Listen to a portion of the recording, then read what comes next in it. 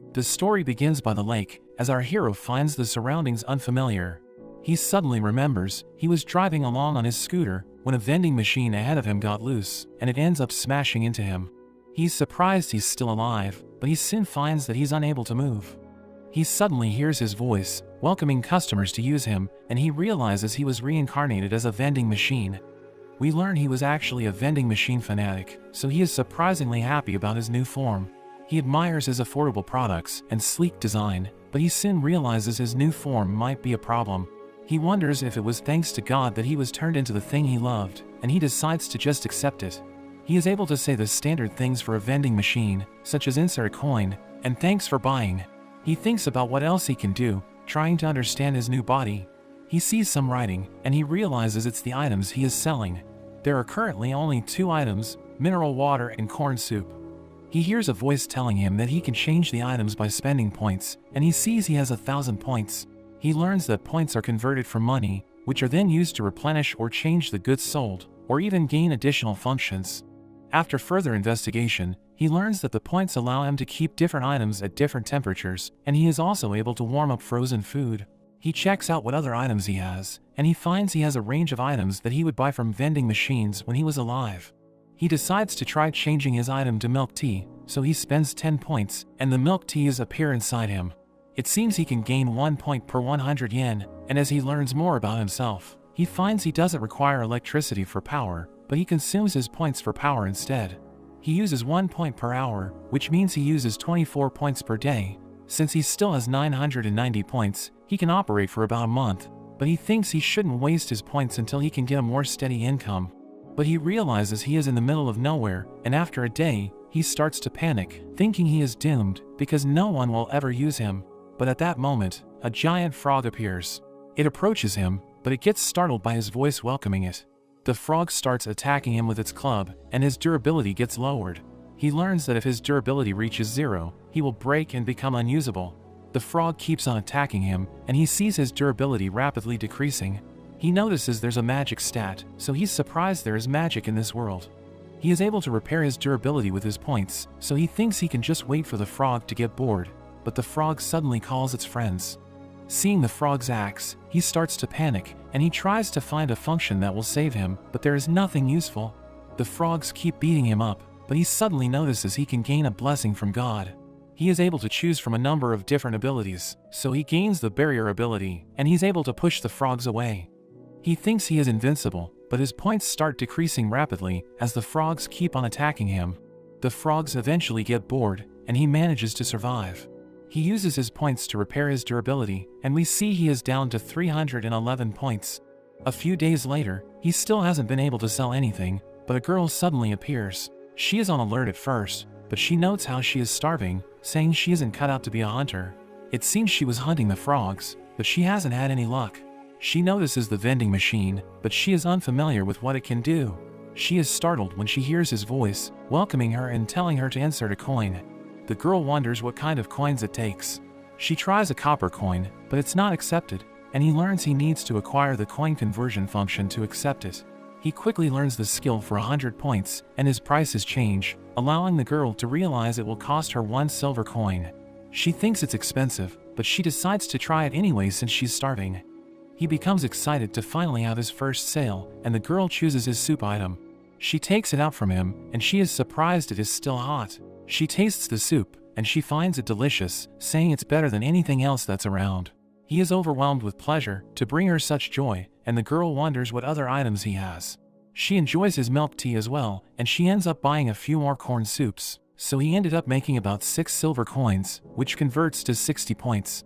The girl ends up falling asleep beside him, but he protects her with his barrier, seeing her as a precious customer. When the girl wakes up, she thanks him for all the food, and she is startled when she hears his voice. She wonders if he is able to talk, because she knows someone who invents tools that have magical power, so she wonders if he can only say certain lines.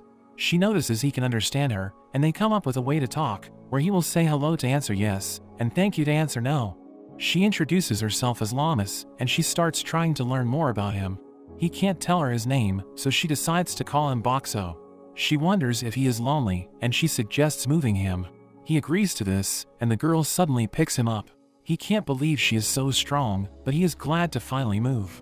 It turns out Lammis has the blessing of might, which explains her insane strength.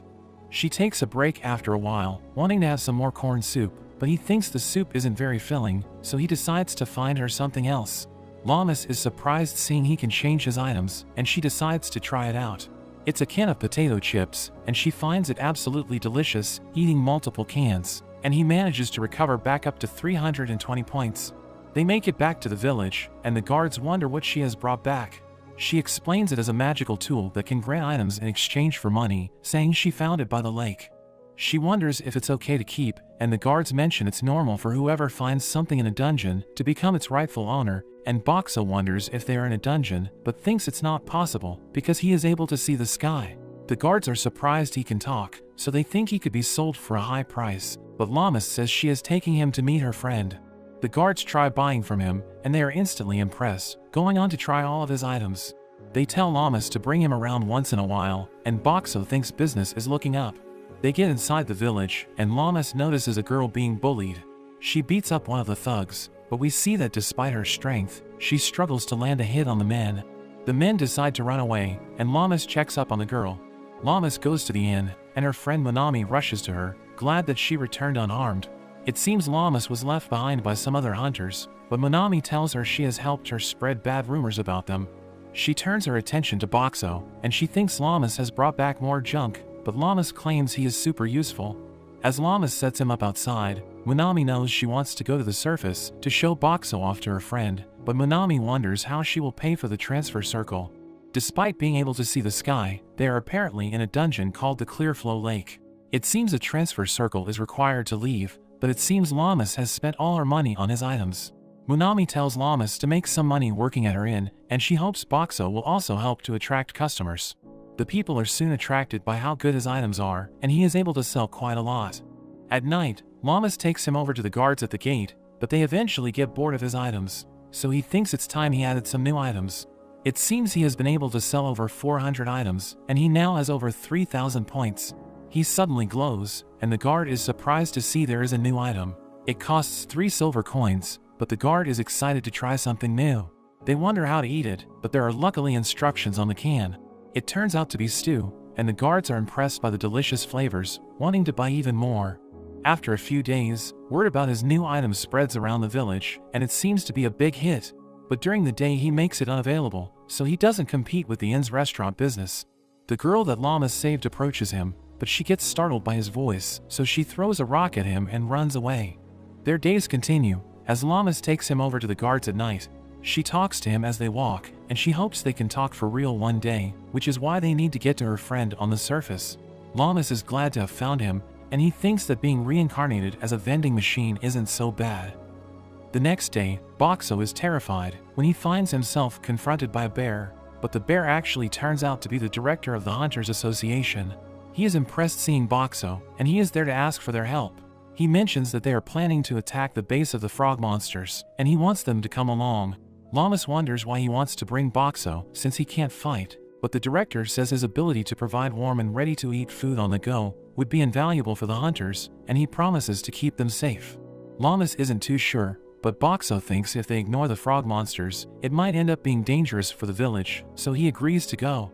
They head off 3 days later, and we learn that it seems to be breeding season for the frogs, so there are an abnormally high number of them, and according to the director, they are making sure to protect the transfer circle in their village, because it's the key to getting in and out of the dungeon. Besides the hunters from the village, there are also a group of hunters known as the Misfits, who are joining in on this raid, excited to make some money. The hunters take a break, and Lammis sets Boxxo down. She is approached by one of the hunters, who tells her not to be so worried, because they are there to protect them. He is interested seeing Boxxo, and Lammis explains how to use him. The man decides to try it out, picking out a lemon tea, and he is impressed by the packaging.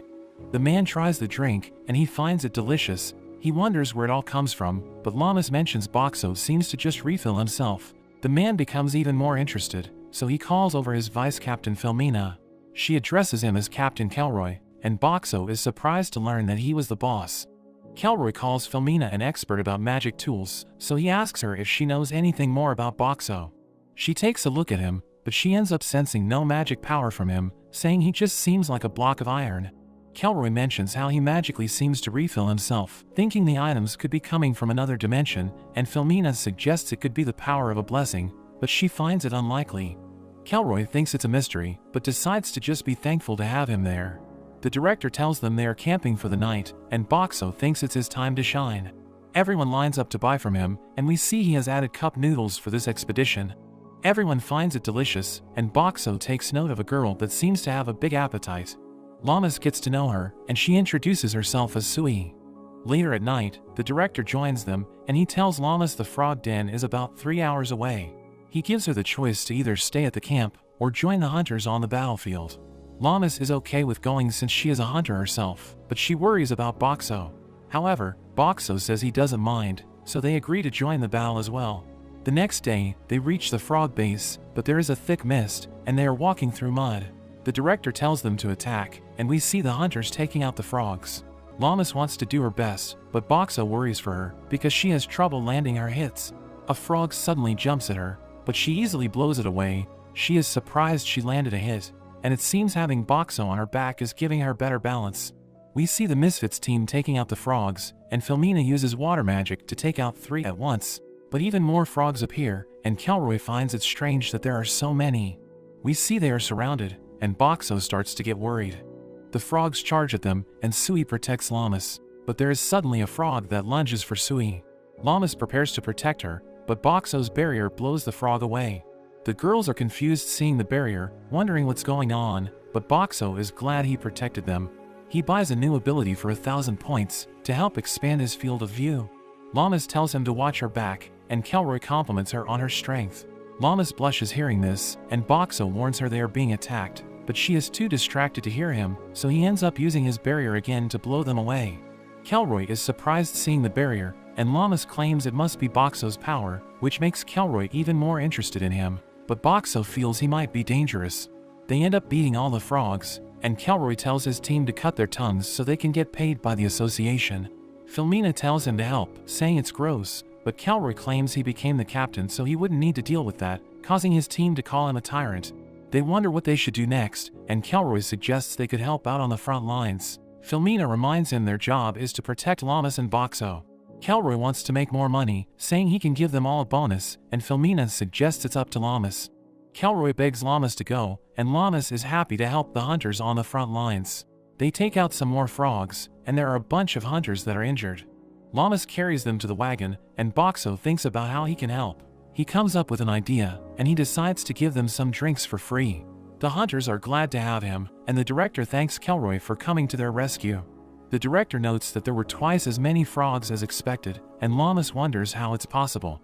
The director thinks it must mean that the Frog King has arisen, and Boxxo imagines how strong it could be.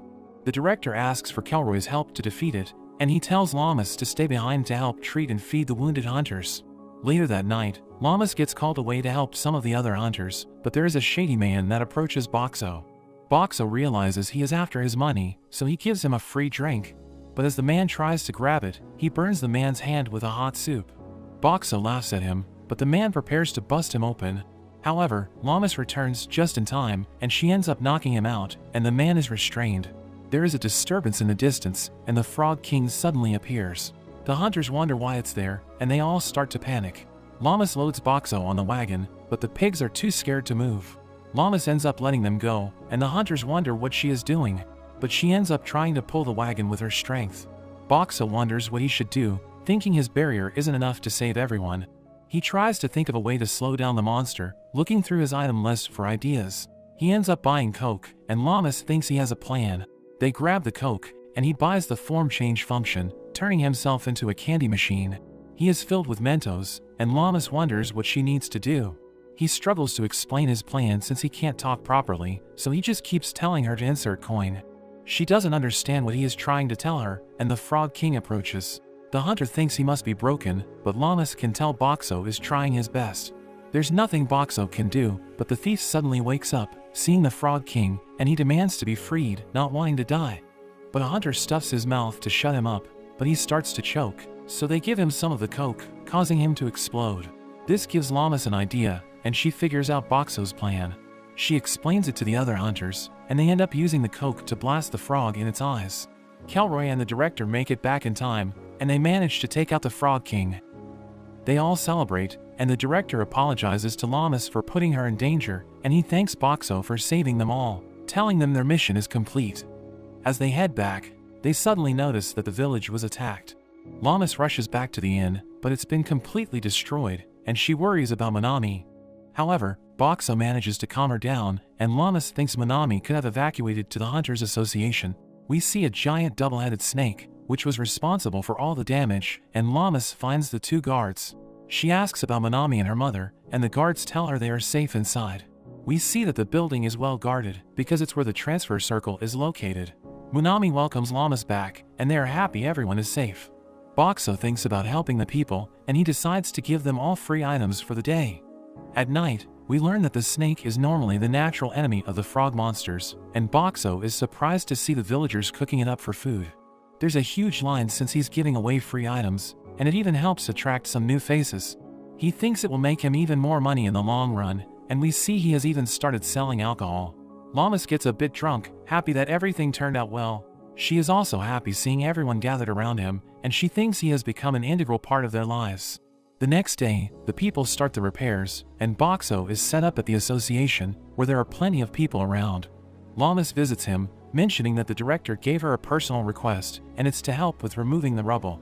She takes Boxxo over to the inn, and she starts moving the rocks, easily smashing them into pieces. Her cart gets full, and she prepares to take it to the dump, but Kelroy suddenly appears. He offers to treat everyone to some of Boxxo's items. Lammis gets excited, and Kelroy tries to recruit her to his team, along with Boxxo, but she instantly refuses. Kelroy walks off rejected, and Lammis says she's too busy with helping rebuild the inn. The next day, Boxxo is visited by a woman and her assistant. Lammis wonders who they are, and the woman introduces herself as Akawi from the exchange house. She mentions they are there because it seems the village is low on silver coins. Lammis thinks it must be because Boxxo only takes silver coins, and he can't believe she ratted him out. Akawi proposes exchanging for her gold coins, but Boxxo isn't able to do it since he doesn't have an exchange function. Lammis suggests they could just buy something with a gold coin, and they will be able to get the silver coins as change. They end up with a whole chest full of silver coins, but the thief sees their exchange. Later on, we see an old man in front of Boxxo, and we see he has added a lottery function. The man is devastated when he loses, wanting to spin again, but he ends up getting dragged off by his wife. The young girl Sayori visits with a bunch of rocks to cause trouble, but she drops them all when she is startled by his voice, and she gets carried off by some men. As she approaches again the next day, she is disappointed that her father is away. Boxxo can tell she is feeling down, so he gives her a free juice, and she thanks him. At night, Boxxo gets set up at the bathhouse, and we see that he also sells hygiene products like shampoo. And he seems to be a big hit with the furry creatures.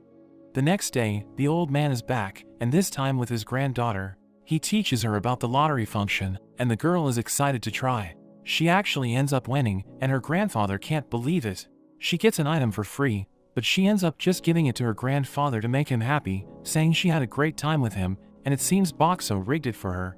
The next day, the director approaches Boxxo. He heard that Boxxo now has the ability to disguise himself, so he asks him to hide out where a bunch of crimes have been taking place, so he can help identify the culprit. He ends up being set up, right outside the front of the association. Lammis wonders where he has gone, but Minami reminds her the director was borrowing him, so Lammis continues to help around the association.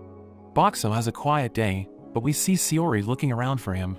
She runs into Lammis, and she wonders if she has given any more thought to her proposal. However, Lammis says she's not going to sell Boxxo. Sayori says she would have enough money for the rest of her life, but Lammis refuses, saying Boxxo is irreplaceable.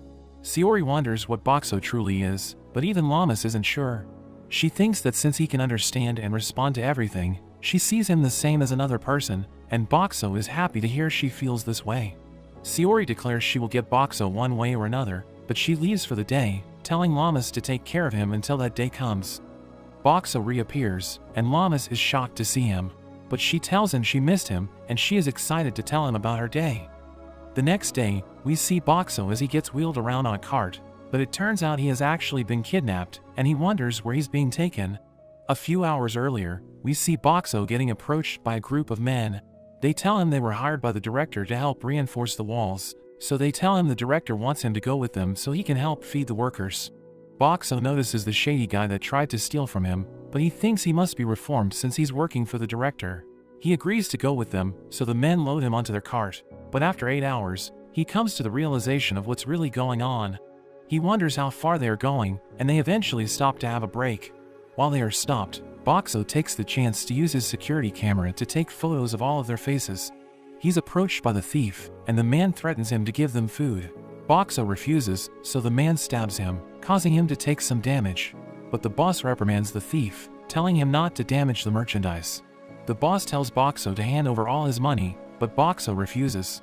They know Boxxo is able to repair himself, so the boss tells his men to rough him up.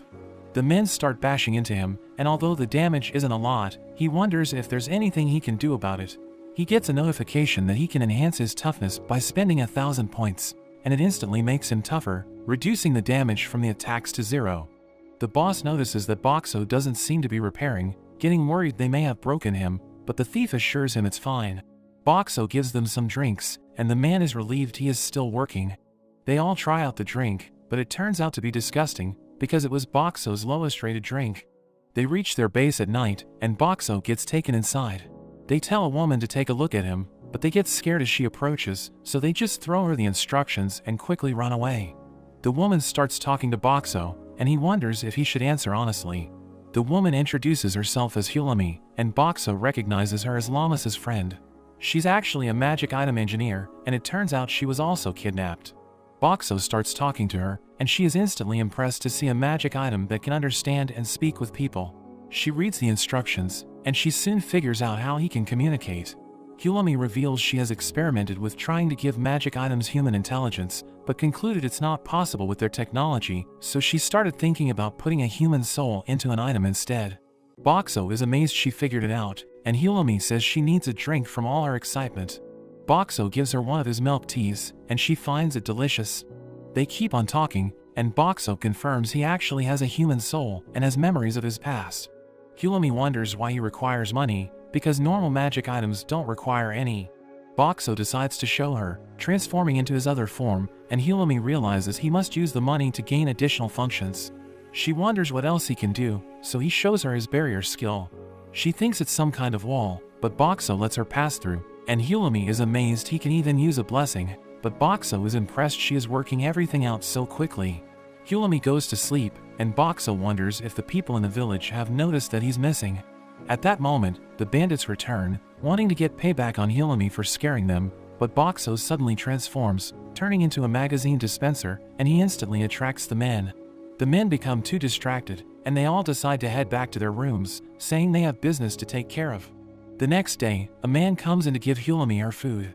Lammis is disappointed seeing a single loaf of bread, so Boxxo decides to give her some of his food. He treats her to all kinds of different foods, and she thinks he is even better than a restaurant. Lammis is completely stuffed, but the boss enters, wanting to know what she has figured out. Lammis doesn't want to cooperate, but the boss tells her she has 2 days to figure out how to get Boxxo's money, so Boxxo thinks they need to find a way to escape before then. Lammis continues on with examining him, and their time is running out. Boxxo thinks about making a distraction to give Lammis a chance to get away, but Lammis has a serious talk with him, telling him not to think about sacrificing himself, because the area is surrounded by monsters, so even if she got away, she wouldn't be able to survive. She gets tired, so she calls it for the night, but Boxxo wonders what to do about their deadline. During the night, there is suddenly a commotion outside, so he quickly wakes Lammis up. They realize there's a fight going on outside, and they suddenly hear Lammis' voice. We see the fight outside, and Lammis calls for Boxxo, charging into the building. Lammis is surprised that Boxxo is friends with Lammis, and she thinks they should be fine to just wait to be rescued. But Lammis suddenly thinks they could be in trouble, because besides storing all their gold here, the bandits also have explosives. Boxxo worries hearing this, and some of the explosives go off, causing the ceiling to come crashing down, but Boxxo protects them with his barrier. Lammis wonders if he can hold the barrier forever, but he admits that he can't. He thinks he would survive being crushed since he upgraded his toughness, but he worries for Lammis. Lammis realizes that his ability must use money, so she points out the bandit's stash of gold. Boxxo lets it through his barrier, and he jacks up the prices on all his items, while Lammis deposits all of the money into him. Boxxo gains an insane number of points, and he thinks he'll be able to hold out until Lammis saves them, but Lammis suddenly collapses. Boxxo realizes she can't breathe because his barrier also stops air from getting in. He thinks about what he can do, and he suddenly transforms, turning into an oxygen vending machine. Hulami is able to breathe, and Boxxo is glad he was a vending machine fanatic in his past, knowing that in 1965, there were oxygen vending machines because there were concerns about air pollution. Hulami thinks she would fall for him if he were a man, and even Boxxo is charmed by her. Lammis makes it to them, and she is overjoyed to finally find him. She slips through the barrier, crashing into him, but she cries thinking she had lost him. She hugs onto him, apologizing for not watching him, and he is glad to be reunited with her as well. Lammis eventually realizes Hulami is also there, and Hulami is glad they got out safely. Filomena wonders why Kelroy helped out when there was no money involved. Kelroy says he's just a nice guy, but Filomena knows he is trying to gain a favor from Boxxo, and Kelroy says they will achieve their dream by any means necessary. We see Lammis as a child, using her strength to catch fish with Hulami. Hulami thinks her parents will be happy, but we learn Lammis gets into trouble for constantly breaking things at home. She suddenly stands before Boxxo, where she thanks him for saving her, but we see she is just dreaming, telling him not to leave her again. Hulami tells Boxxo that after he was abducted, Lammis kept looking for him and didn't even sleep. She mentions their past, revealing that their village was wiped out and Lammis lost her parents. Despite having her strength, she was too scared to do anything, and it became her biggest regret. Boxxo wants to do whatever he can to help her, and she dreams they'll be together forever. The next day, Hulami decides to stick around in the village, and Lammis heads off to do some work. Hulami and Boxxo get approached by Sui's bodyguards. The man tells them that Sui will be coming to make a request from them, and he hopes that they will accept the request. The men panic as they hear Sui approaching, so they quickly leave. Sui introduces herself to Hulami, and she asks for a favor. Hulami wonders what she wants, and Sui explains there is a gathering of merchant families where they reveal their newest magic items. The organizer is her rival Kana, and she gets mad even thinking about her. Hulami thinks it sounds interesting, and Boxxo agrees as well. They go over to the event, and Boxxo looks around for Sui's rival. Sui approaches her, and they pretend to get along. Kana checks out the competition, looking over at Hulami and Boxxo, but she is confident she will win. The presentations begin, and we see the first participant show off his latest invention. He introduces it as a magic weapon that can transform.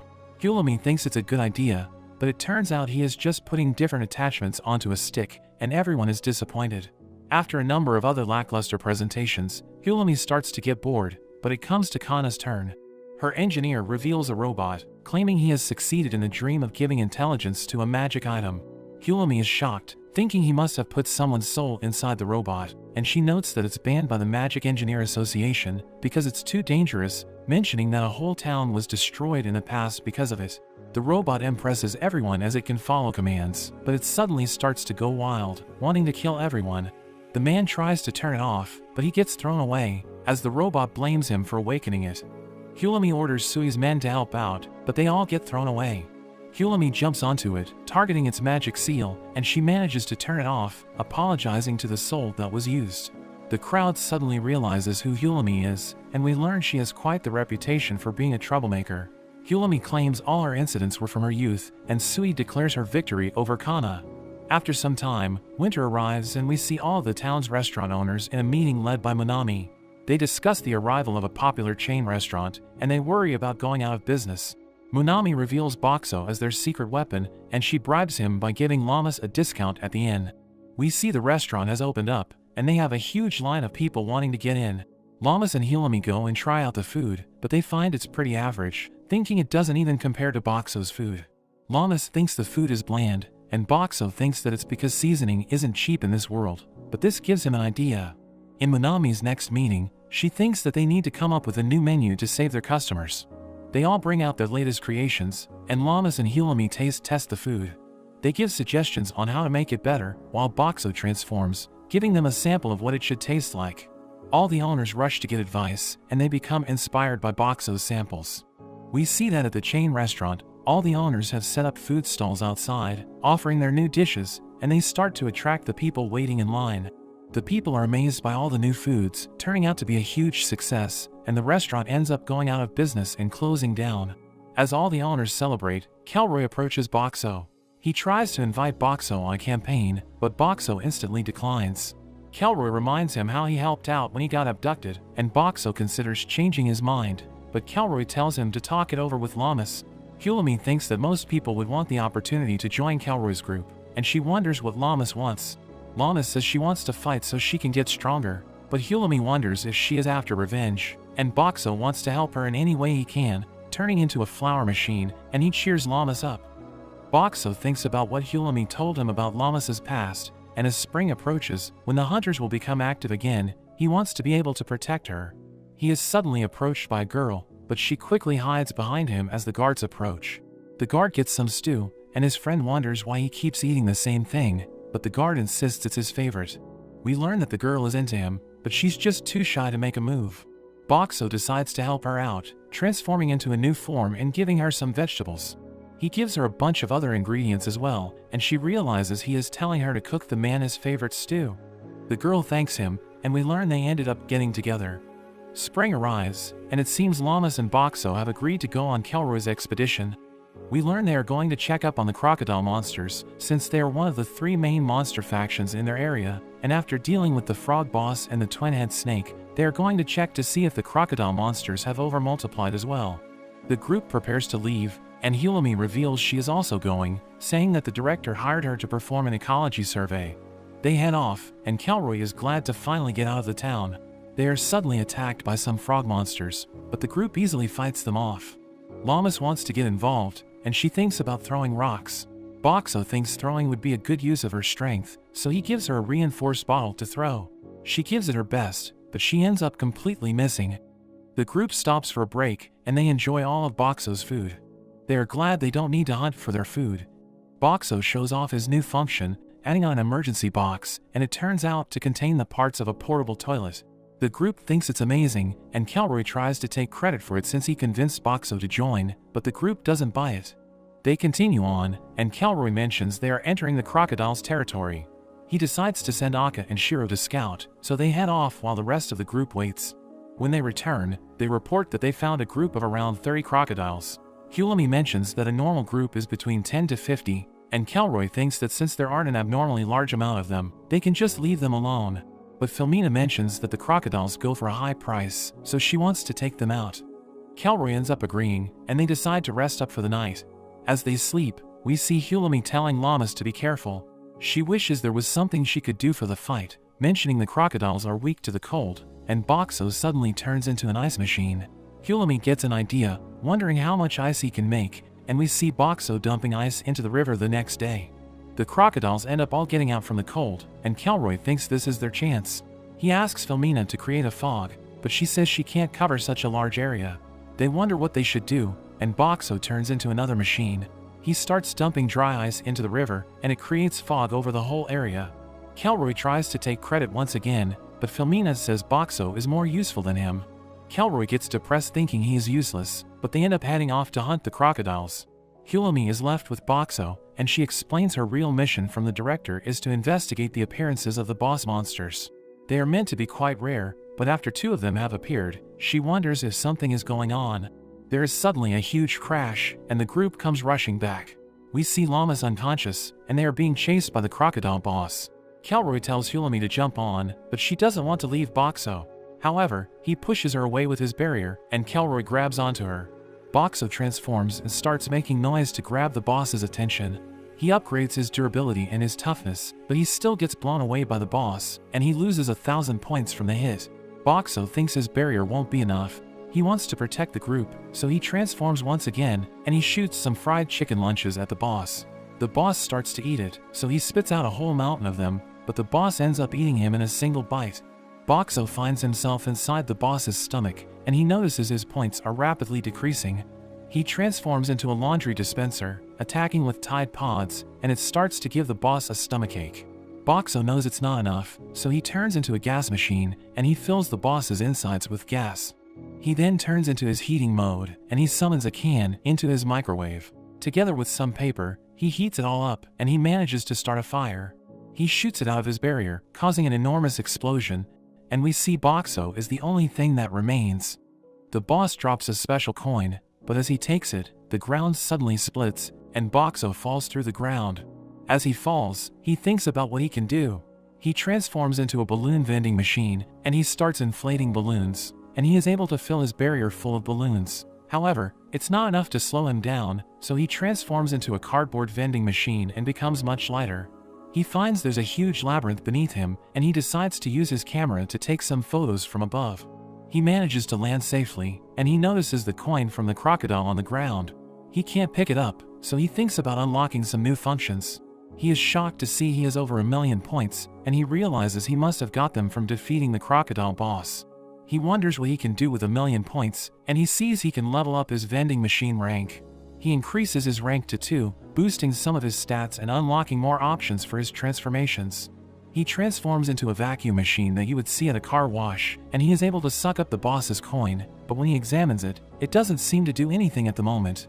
He suddenly starts flashing red, and he gets a warning that his transformation time for the day is about to exceed 2 hours. He quickly turns back to his original form, and he is shocked he had such a limitation. The day goes by, and he hasn't seen a single person go by, but he just enjoys his time in the sun, revealing that he added a new solar panel function that allows him to save his points when the sun is out. There are suddenly 4 bear creatures running toward him. It turns out they are being chased by pig fiends, and one of them is injured. Boxxo decides to help them out, using his camouflage to hide. He then activates his barrier to shoot out drinks at the pigs, hitting them in the face and driving them off. The bears wonder what happened, and Boxxo quickly reveals himself. They wonder what he is, but when he speaks, the bears are terrified and back away. Boxxo thinks there is only hope, so he quickly transforms into a food machine and throws out a box of fried chicken. The bears admire the smell, and the one named Suko realizes he might be a box that sells food, but the leader Mikan worries it could be a trap. However, they just can't resist, and the one named Pell eats the chicken, finding it delicious. The other 2 rush over, buying another box, and they also find it delicious. Mikan can't resist, so he also joins in, and he can't believe how good it tastes. After eating a whole mountain of chicken, Pell thinks they should go home, but Mikan says they haven't found any treasure yet. However, Suko points out Boxxo, thinking he is the best kind of treasure, but Boxxo tries to say that he won't be their property. The bears are shocked when they hear him saying different lines, and they wonder if he can actually understand them. Boxxo tries communicating with them, but in the end, Mikan can't work it out and thinks he is just saying random lines. They decide to take him back to the entrance, but he's way too heavy for them to move. Boxxo thinks about turning into cardboard again, but thinks that would scare them off, so he adds wheels to himself instead. The bears push him along, and they approach the area where the pig fiends attacked them earlier. Boxxo decides to show off his barrier, but the bears start freaking out. He lets them out of his barrier, but they start to find him suspicious. Boxxo tries to communicate with them again, using a new function to display text, but the bears can't understand Japanese, so they aren't able to read it. The bears think they should just leave him behind, but Boxxo quickly drops more fried chicken, and they easily change their minds about him. The pig fiends suddenly come rushing over, and Boxxo turns into a gas pump, but realizes he can't move his nozzle. However, the ground shakes, and the nozzle comes loose, allowing him to spread his gas, causing all the pigs to slip. But the ground keeps shaking as an enormous flaming skeleton appears. Mikan recognizes it as the boss, and he tells the others to run. They rush away with Boxxo, and the boss ends up eating the pigs. They manage to get away, and they end up spending the night in the labyrinth. While the bears sleep, Boxxo notices some flaming skulls approaching. He makes as much noise as he can, and he manages to wake up the bears. Mikan says they need to deal with them, or they could end up calling the boss. They wonder how to fight them, and Boxxo quickly gives them water. The bears throw water on the skulls, and Mikan is able to finish them off. Pell thinks Boxxo is amazing, since he helped them with exactly what they needed, and Boxxo thinks this is his chance to communicate with them, but Mikan says it's just his imagination, saying it was a coincidence. The next day, they continue toward the entrance, but they hear a fight going on up ahead. Kuro runs up to scout ahead, and he returns to tell them it's safe, saying he saw the director, as well as an abnormally strong girl. We see Lammis as she defeats a pig fiend, calling out for Boxxo. She sees him approaching, and she instantly rushes to hug him. We see Hulami and Kelroy's group are also with her, and they are glad to finally find him. The bears greet the director, and the director thanks them for saving Boxxo. Mikan wonders what Boxxo is, and the director introduces Boxxo as a resident of their village. Mikan wonders how a magic item could be a resident, but the director explains that Boxxo can understand them. Mikan finds it hard to believe, pointing out how Boxxo just says random lines. but Lammis explains their communication system, and the bears are shocked to learn that he could understand them the whole time. They manage to get out of the labyrinth, and the director reveals they had a second objective besides saving him, mentioning that Kelroy's group wants to defeat the skeleton boss. Kelroy explains that everyone in his group has a goal, and they are determined to achieve them no matter what. He goes on to explain the legend of the labyrinth, where it's said that if you can reach the lowest level and meet the requirements, you can have any wish granted. Lammis wonders about the requirement, and Kelroy believes it's the coin that drops when a boss is defeated. Boxxo is surprised to hear his coin is so valuable, and Kelroy says that among his group, they have 6 wishes that they want to achieve. They currently have 3 coins, and they have been going around to different areas whenever they hear that a boss has appeared. Kelroy knows he got a coin from the crocodile boss, and he suggests working together, saying it would even be possible for him to turn into a human. Lammis gets excited hearing this, and they end up agreeing to join Kelroy's group, but Boxxo isn't quite sure about turning back into a human. They prepare to head back into the labyrinth, and the director shows them a map to prepare. Boxxo notices it isn't quite accurate, and he manages to show the pictures he took when he was falling down. The director is impressed, and promises to give him a bonus when they get back. They head into the labyrinth, and they discuss the plan to defeat the skeleton boss. The director reveals a trap that was discovered by some other hunters, and they plan to lure the boss into the pit. Kelroy thinks it probably won't be enough to take it out, and its flaming body would melt any attacks that they try, so he thinks about using Filmina's water magic and Boxxo's water to fill the pit, hoping to put out the boss's flames. He asks Boxxo if he can produce enough water, but Boxxo thinks if he just used his water bottles, it could take days to fill up. But he suddenly gets an idea, transforming into a pressure washing machine, and he's able to let out much more water. Everyone is impressed, but Boxxo thinks about his limited transformation time. After 2 days, Boxxo sprays water as a power washer for 2 hours each day, and has the bears throw in water bottles the rest of the time. Mikan gets lowered into the pit to check the water level, but it seems the ground has absorbed all of the water, and none of it is left. The group becomes discouraged, but Boxxo comes up with another plan, turning into an ice machine, and he starts dumping ice into the pit instead. At night, Lammis asks Boxxo if there's something on his mind, because she has noticed that his light flickers when he's thinking. She asks how he feels about becoming a human, but Boxxo isn't sure. He wants to be able to talk to her as a person, but as he thinks about becoming a human, he worries he will become useless. Everyone finds him incredibly useful, but he thinks that without his vending machine powers, people will no longer need him, so he's scared of this reality. Lammis tells him how she wants to be able to talk with him and cook for him, giving him the courage to want to be a human. After another few days, the pit is finally ready. Hulami wonders if the ice will be enough, thinking the boss's flames might instantly vaporize it all. The boss appears, and it starts to approach them. Mikan triggers the trap, and the boss falls right in.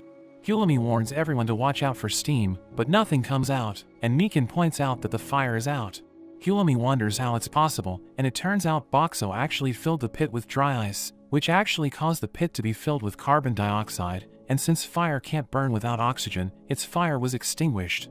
The group starts throwing rocks down at the boss, but Mikan thinks it's not enough damage, suggesting that they throw something heavier. Kelroy's group starts looking at Boxxo, thinking they could throw him, but Lammis refuses to let them do that. Kelroy thinks they could jump down and defeat it, since its flames are gone, but Boxxo warns them not to go, because they won't be able to breathe. But the boss starts climbing up, and Kelroy thinks they have no choice but to jump in. Boxxo starts to panic, and he suddenly transforms into a magazine dispenser. Lammis becomes flustered, and she ends up slapping him, causing him to go flying, but he thanks her as he transforms into his heaviest form, smashing right through the boss. The boss is defeated, and Boxxo sucks up another boss coin. He uses his balloons and his cardboard form to fly out of the pit. Mikan closes the trap, and Boxxo lands safely. Lammis tells him he was too reckless, but Boxxo is just glad that everyone is safe. Kelroy asks about the boss's coin, and Boxxo prepares to give it to him, but Hulami grabs it first, saying that the coin rightfully belongs to Boxxo. Kelroy agrees, and he offers to buy it for 100 gold coins. Boxxo can't believe he offered so much, and he thinks he doesn't need more than one, so he agrees to sell it to Kelroy, and the group heads back to the village. They stop by the Hunters Association branch near the labyrinth, and Kelroy's group leaves using a transfer circle, but Lammis and Hulami stay behind because the director gave them a mission to survey the perimeter of the labyrinth.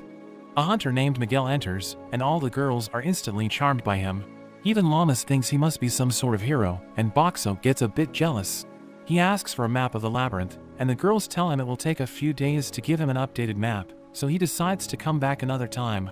At night, we see that Miguel isn't quite the hero Lammis was thinking about, and we learn he only came to the labyrinth because he heard there weren't many people. He bumps into Boxxo, and it turns out he gets nervous just talking to people. He doesn't know why everyone stares at him, finding it scary, and Boxxo is surprised to see this is what he's really like. He starts having a nervous breakdown, and Boxxo feels bad for him, so he gives him a drink to help him calm down. The next day, Lammis tells Boxxo that Miguel is joining them on their job. They head off together, but when Lammis tries to get to know Miguel, all he can do is play it cool and agree. When Lammis asks him questions as well, he gets nervous and ends up running off to guard the rear instead. Boxxo feels bad for him, but it seems Miguel is trying to improve his communication skills. After a week of traveling, Lammis seems to be feeling unwell. Lammis worries about her, telling her to ride on the cart, but Lammis decides to keep going. However, she suddenly gets weak, but Miguel catches her just in time. They stop for a break, and it turns out to be Lammis's time of the month. Boxxo thinks about what he can do to help, and he turns into a hygiene product dispenser. Lammis wonders what his item can do, but when she sees how absorptive it is, she realizes how to use it. After that, Boxxo even turns into a washing machine, and he takes care of all of Lammis's clothes. After 2 weeks of traveling together, Miguel has started warming up to the group, finally able to eat with everyone. Meekin smells something up ahead, and he tells the group to stop. Pell senses it as well, and he can tell there is a group of men up ahead. Lammis finds this strange, because there shouldn't be anyone out in the middle of nowhere. Miguel gets nervous hearing this, and he tells the group that the men are probably after him, so he thinks he should leave so he doesn't cause them trouble, but Lammis doesn't want to let him go. Lammis wonders why he is being targeted, but Miguel isn't able to say. Lammis tells him there's no need to worry about their safety, because Boxxo will be able to protect them. Boxxo shows off his barrier, and Lammis tells him to test it, telling him to stay if Boxxo can block his attack. Miguel agrees to this, and he prepares to go all out. He unleashes a lightning dragon, but the barrier is able to stop it. It does 500 points worth of damage, and Boxxo is shocked it was so much, thinking it was almost as strong as the crocodile boss's attack. They continue on foot, and Miguel can sense that there are 3 swordsmen and 2 magic users. Lammis is amazed he can sense them from so far away, and we see the men approaching them. The leader reveals they are there for Miguel's life, and he wonders if Lammis and Meekin are his companions, but Miguel says they are unrelated, telling the man to leave them alone. The man agrees not to harm them if he doesn't resist, but Miguel doesn't trust him, so he decides to fight. Lammis and Meekin run off, drawing the 2 magic users. The mages attack, but Boxxo blocks it with his barrier. He then transforms into his washing mode, and Lammis sprays the men with water. She then attacks with soap, blinding their vision, and she easily finishes them off. Miguel fights against the leader, but in an instant, he is able to take him out. Miguel thanks Lammis for her help, and he tells them to get the others while he gets information from the men. When they regroup, Miguel isn't able to say why he's being targeted, and he thinks it's too dangerous to keep traveling together, so he thinks it's time they part ways, but Lammis suggests he should join Kelroy's group, saying they don't care about a person's past as long as they are strong. Miguel agrees to get in touch with them, but when he leaves, he just can't handle meeting more people. The group makes it back to the village, but when they check in at the guild, the clerk finds it strange because he thought Boxxo was already back. It turns out that at the closed-down chain restaurant, there are some vending machines, but when they try it out, it's actually just a person inside, and they are just selling the food from the restaurant. Lammis and Lammis aren't impressed, and after a week of Boxxo being back in the village, the restaurant is once again out of business. Minami holds another meeting with the restaurant owners, and she suggests holding an eating competition. The repairs to the village are almost complete, so she thinks the contest would be a good way to attract more people. The other owners think it's a good idea, and they decide to hold it in 2 weeks' time. But after a week, we see the restaurant owners asking Boxxo for help, and Lammis wonders if there's a problem with the contest. Minami says it was all going great, until they realize that Sui and the band of bears would be entering, and they are all known for their insane appetites, so the restaurant owners think they are going to go broke running the competition. Lammis wonders if Boxxo can help them, and he ends up thinking of giving the contestants cola, because the bubbles will fill them up. Lammis thinks the contestants might complain, because the people drinking water will have an advantage. The owners decide to market the drink before the event at a higher price, and then on the day of the contest, they'll give it out for free, so the people will be more likely to want it. They all thank Boxxo for his help, and Minami hopes he can continue to help if they have any more problems. On the day of the competition, we see the event has attracted a large amount of spectators, and Minami reveals there were so many entries that they need to have 2 preliminary rounds, with the top 5 of each group moving on to the finals. The first group of contestants take their place, and we see the band of bears are in this group. Minami tells them they need to finish all the food before the time runs out, but after just a moment, the bears have already finished, taking 4 of the slots, and one of the hunters take the final spot. In the next group of contestants, we see Sui, and even Lammis is giving it a go. Minami starts the round, and Sui seems to be quite relaxed, but she devours her plate, and she's the first to finish. The time starts to run out, but we see Lammis manages to finish just in time. They move on to the finals, and Boxxo has unlocked a new form, playing music as a jukebox to set the mood. The contestants prepare to eat, and Minami tells them that whoever eats the most during the time limit will be the winner and get a special prize. They all start eating the food, and we see Sui easily devouring the first dish. The second dish is a fruit crepe, but she eats it all in a single bite. The bears manage to keep up with her, but she's just too fast, and she ends up winning the competition. She is given her prize, but when she opens it, she finds it's empty. However, Minami reveals that the prize is being able to use Boxxo, and he will do anything she wants for a day. Boxxo is surprised to hear this, but Minami begs him to go along with it and help her out. The next day, Sui brags to Akka and Shiro about her prize. Kelroy gets excited, thinking they can use Boxxo on Monster Hunt, but Sui says she isn't planning on sharing him, and she has other plans. They head into the original dungeon, and they reach a small house. There are a bunch of kids that come out to greet her, and her master Mia welcomes her back. Sui shows off Boxxo to the kids, and they all try out his food. Boxxo is happy seeing all their smiles, and he even turns into a balloon machine, giving them all balloons. After that, Lammis plays with them, spraying them with water, and Boxxo does their laundry afterward. Sui tells them to take a bath while they wait, but they find they are out of hot water. Mia thinks they will need to skip baths for that day, but Boxxo comes to the rescue, and he is able to fill it up with hot water. They all have a relaxing bath together, and Mia thanks Boxxo for his help. At night, they have more of his food for dinner, and Lammis is glad they could make so many kids happy. After they all go to sleep, Sui thanks Boxxo for everything that he did. She thinks it must have been expensive to give out so much food, and she promises to find a way to repay him, but he tells her it's not necessary. Sui goes on to talk about the original dungeon, saying it's the first place that everyone must go through, and the only way to leave is to make it to the transfer circle. There are many children that get abandoned here, and Sui reveals that her wish is for everyone here to be happy. Meanwhile, we see a group of men approaching, and it seems they are after Boxxo, hearing he can produce unlimited food. Boxxo thinks about waking everybody up, but he worries it could put the children in danger. So he transforms into his dry ice machine, creating a fog which spooks the men, and then using his barrier, he fires ice at the men, causing them to run away. In the morning, Boxxo shows the others what happened at night, and Sui recognizes them as former hunters who have a base nearby. Mia leaves Sui to watch the children, and she heads off to teach the men a lesson. Lammis wonders if she'll be okay by herself, but Sui notes that Mia is an expert hunter, and even Kelroy is afraid of her. Lammis meets back up with Kelroy, but she freaks out when she finds out they are planning a campaign in the Dead Zone, because it's an area filled with all kinds of skeletons and monsters, and Boxxo is surprised to see her so scared. It seems Lammis is too terrified to go, so Kelroy wonders if there's any other way for them to take Boxxo. Filmina worries about having enough food during a long campaign while they are looking for the boss, but Lammis suddenly claims she isn't a child, saying she's not scared, and she agrees to go with them. They prepare to head off, but Lammis notices Filmina isn't with them. They tell her she scares easy, so she isn't coming along, and Lammis realizes she was tricked. They arrive in the Dead Zone, and we see all the buildings are abandoned. Lammis tries her best to keep her cool, and they arrive at the inn. Lammis is scared seeing a picture of a woman, but when she appears behind her, Lammis instantly passes out. Kelroy takes her to one of the rooms, and Boxxo is set up outside the inn. Hulami tells him more about how Lammis was even easier to scare when she was younger, and she can't believe Lammis hasn't already run away. At night, there are ghosts that appear, and Boxxo becomes surrounded by all kinds of monsters, but they just seem to be wandering around. He puts up his barrier just in case, and he decides to try out his undead repelling items. He starts off by throwing salt at them, but it seems to have no effect, so he transforms into a figurine machine, throwing statues and other religious items at the creatures, but that also does nothing.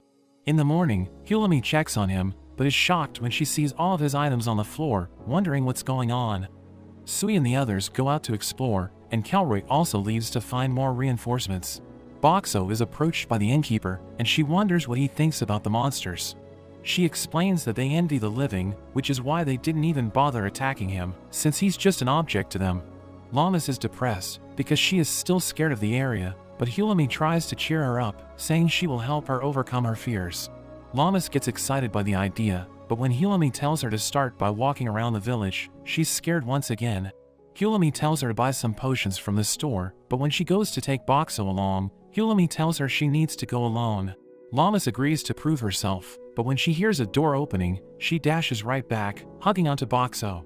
She claims her job is to carry him around, so she insists on taking him, and Hulami ends up letting her take him. Lammis tries her best, and Boxxo realizes she's trying so hard to overcome her fears, just so they can be together. He wants to help her out, so he produces the smell of coffee to help relax her, and he plays music to calm her down.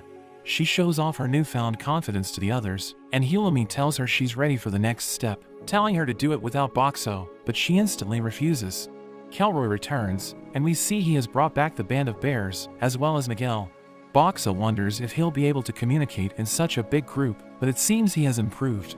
The group has a meeting, and Kelroy reminds them that their goal is to defeat the boss of the area, the King of Souls, suggesting that they go out looking for it during the day. They head out exploring together, but after just a while, they are soon surrounded by monsters. However, the group is prepared and is easily able to handle them. After several more days, the monsters seem to just ignore Boxxo, but there is suddenly a zombie boy that approaches him. It seems the boy wants his food, so he ends up giving him a drink, but the boy just bites the bottle because he isn't able to open it, but he manages to get through. The next night, the same boy comes back, so Boxxo gives him another drink. He keeps coming back every night, and Boxxo starts to enjoy his visits. One night while camping outside during their exploration, Boxxo wonders how the boy is doing, but the boy manages to find him. However, Akka and Shiro are on watch, and the boy gets taken out. Boxxo feels bad about this, but he knows it's not Akka's fault. They find he had a coin on him, and they wonder if he was trying to buy something. After some more time, the group has a lead on where the boss is. They start discussing their strategy. Kelroy reveals that the Soul King is a magic user that can use multiple different elements. Hulami wonders how he plans to deal with it, but Kelroy thinks Boxxo's barrier would be the perfect defense against its magic. Boxxo agrees with his plan, and they all have a toast before they head out. The group heads off, and they approach the Soul King's location. They scout from a distance and see the Soul King, but there are also countless monsters in their way. Kelroy thinks they'll need to take them out before fighting the boss, but Sui thinks it'll be tough to fight so many. Boxxo gets an idea, turning into a gasoline machine, and Hulami wonders what he's trying to tell them. She sprays out some of the gas, examining it, and they soon realize that it's flammable. The group prepares to fight, throwing bottles of the gas, covering all of the monsters, and the flaming skulls set everything on fire. The group charges through with Boxxo's barrier, and they head straight for the boss. The Soul King attacks them with lightning magic, but Boxxo's barrier manages to withstand it. Kelroy and Sui attack, but the Soul King creates walls that stop the attack, and the walls even split up the group. Lammis and Boxxo are by themselves, but Lammis charges at the boss. The Soul King blasts her with ice, but Boxxo easily blocks it. The Soul King is surprised they can stop his magic, and he tries using wind to blow them away, but Lammis is able to withstand it, thanks to her blessing of strength. The boss tries to bury her, splitting the ground underneath her, and Lammis starts to fall, but Boxxo quickly transforms into cardboard, and Lammis manages to jump back out just before the ground closes. The Soul King prepares to attack again, but he's suddenly interrupted by an arrow, and we see the others boosting Sui up over the wall. Lammis takes her chance, and she uses Boxxo to land a finishing blow. The group celebrates their victory, but we see the Soul King on the floor cursing at them. Kelroy steps on him, preparing to finish him off, but there's suddenly a darkness from the sky as a black orb drops onto them. Everyone panics, and Boxxo's barrier takes massive damage, but it eventually stops. Miguel and Kelroy get back up, but when Kelroy tries to grab his hat, there are vines that suddenly emerge, taking the Soul King's remains and forming an orb in the sky. The orb dissolves, and another skeleton monster emerges, but it seems to know Boxxo is from another world. Lammis wonders who he is, so he introduces himself as the Netherlord. He examines the Soul King's coin, but finds no use for it and just throws it away. Lammis wonders what he is after, but the Netherlord says he's just hunting, just like they are hunting the dungeon bosses. Meanwhile, Miguel sneaks away, and he suddenly launches a surprise attack, but it has no effect and he gets blown away. Hulami rides in on the carriage, telling them all to run, and she throws a bottle of Boxxo's gas. The Netherlord wonders what she's doing, but Sui follows up with a flaming arrow, causing an explosion. The group takes the chance to run, but the Netherlord blasts them, and he grabs Hulami, recognizing her as a threat. He grabs Sui as well, and he proceeds to shock them both. Lammis rushes to them, but she's too late, as the Netherlord drops them to the ground. Lammis is devastated at the sight, and she charges in, but the Netherlord avoids all of her attacks. Lammis wonders what they should do, and Boxxo comes up with a plan, but he worries that it might not work. The Netherlord counterattacks with his magic, but Boxxo stops it just in time. Lammis tells him that she believes in him, giving him confidence. Boxxo transforms into his balloon machine, filling his barrier with balloons, but the Netherlord tells them it's futile, as it charges up his ultimate technique. Boxxo shoots out Lammis from his barrier, but he uses his balloons as a distraction. Lammis takes this chance, and she lands a kick on the Netherlord's staff, managing to shatter it. The Netherlord decides to retreat, and he disappears with a cloud of dust. Lammis rushes to check up on Hulami, reminding her of their promise to stay together. Calroy gets back up, and he quickly checks on Sui. He refuses to let her die, and he tries to give her CPR. Boxxo realizes there's a chance to save them, and he turns into an emergency defibrillator. Lammis and Calroy are confused by his new form, and Boxxo thinks there's no time to explain how to use it, so he quickly spends his points to learn the telekinesis skill, and he starts moving it with his mind. Boxxo also spends the rest of his points to boost his luck stat, to increase the chance of success, and he shocks Hulami to jumpstart her heart. Boxxo worries he was too late, but she ends up waking up. Sui is also saved, and Calroy is overjoyed. They make it back to the village, and report to the director. The director notes that he has only read about the Netherlord from old records, but believes he's one of the Demon Lord's generals. Boxxo gets worried hearing this, thinking the Demon Lord would be even stronger.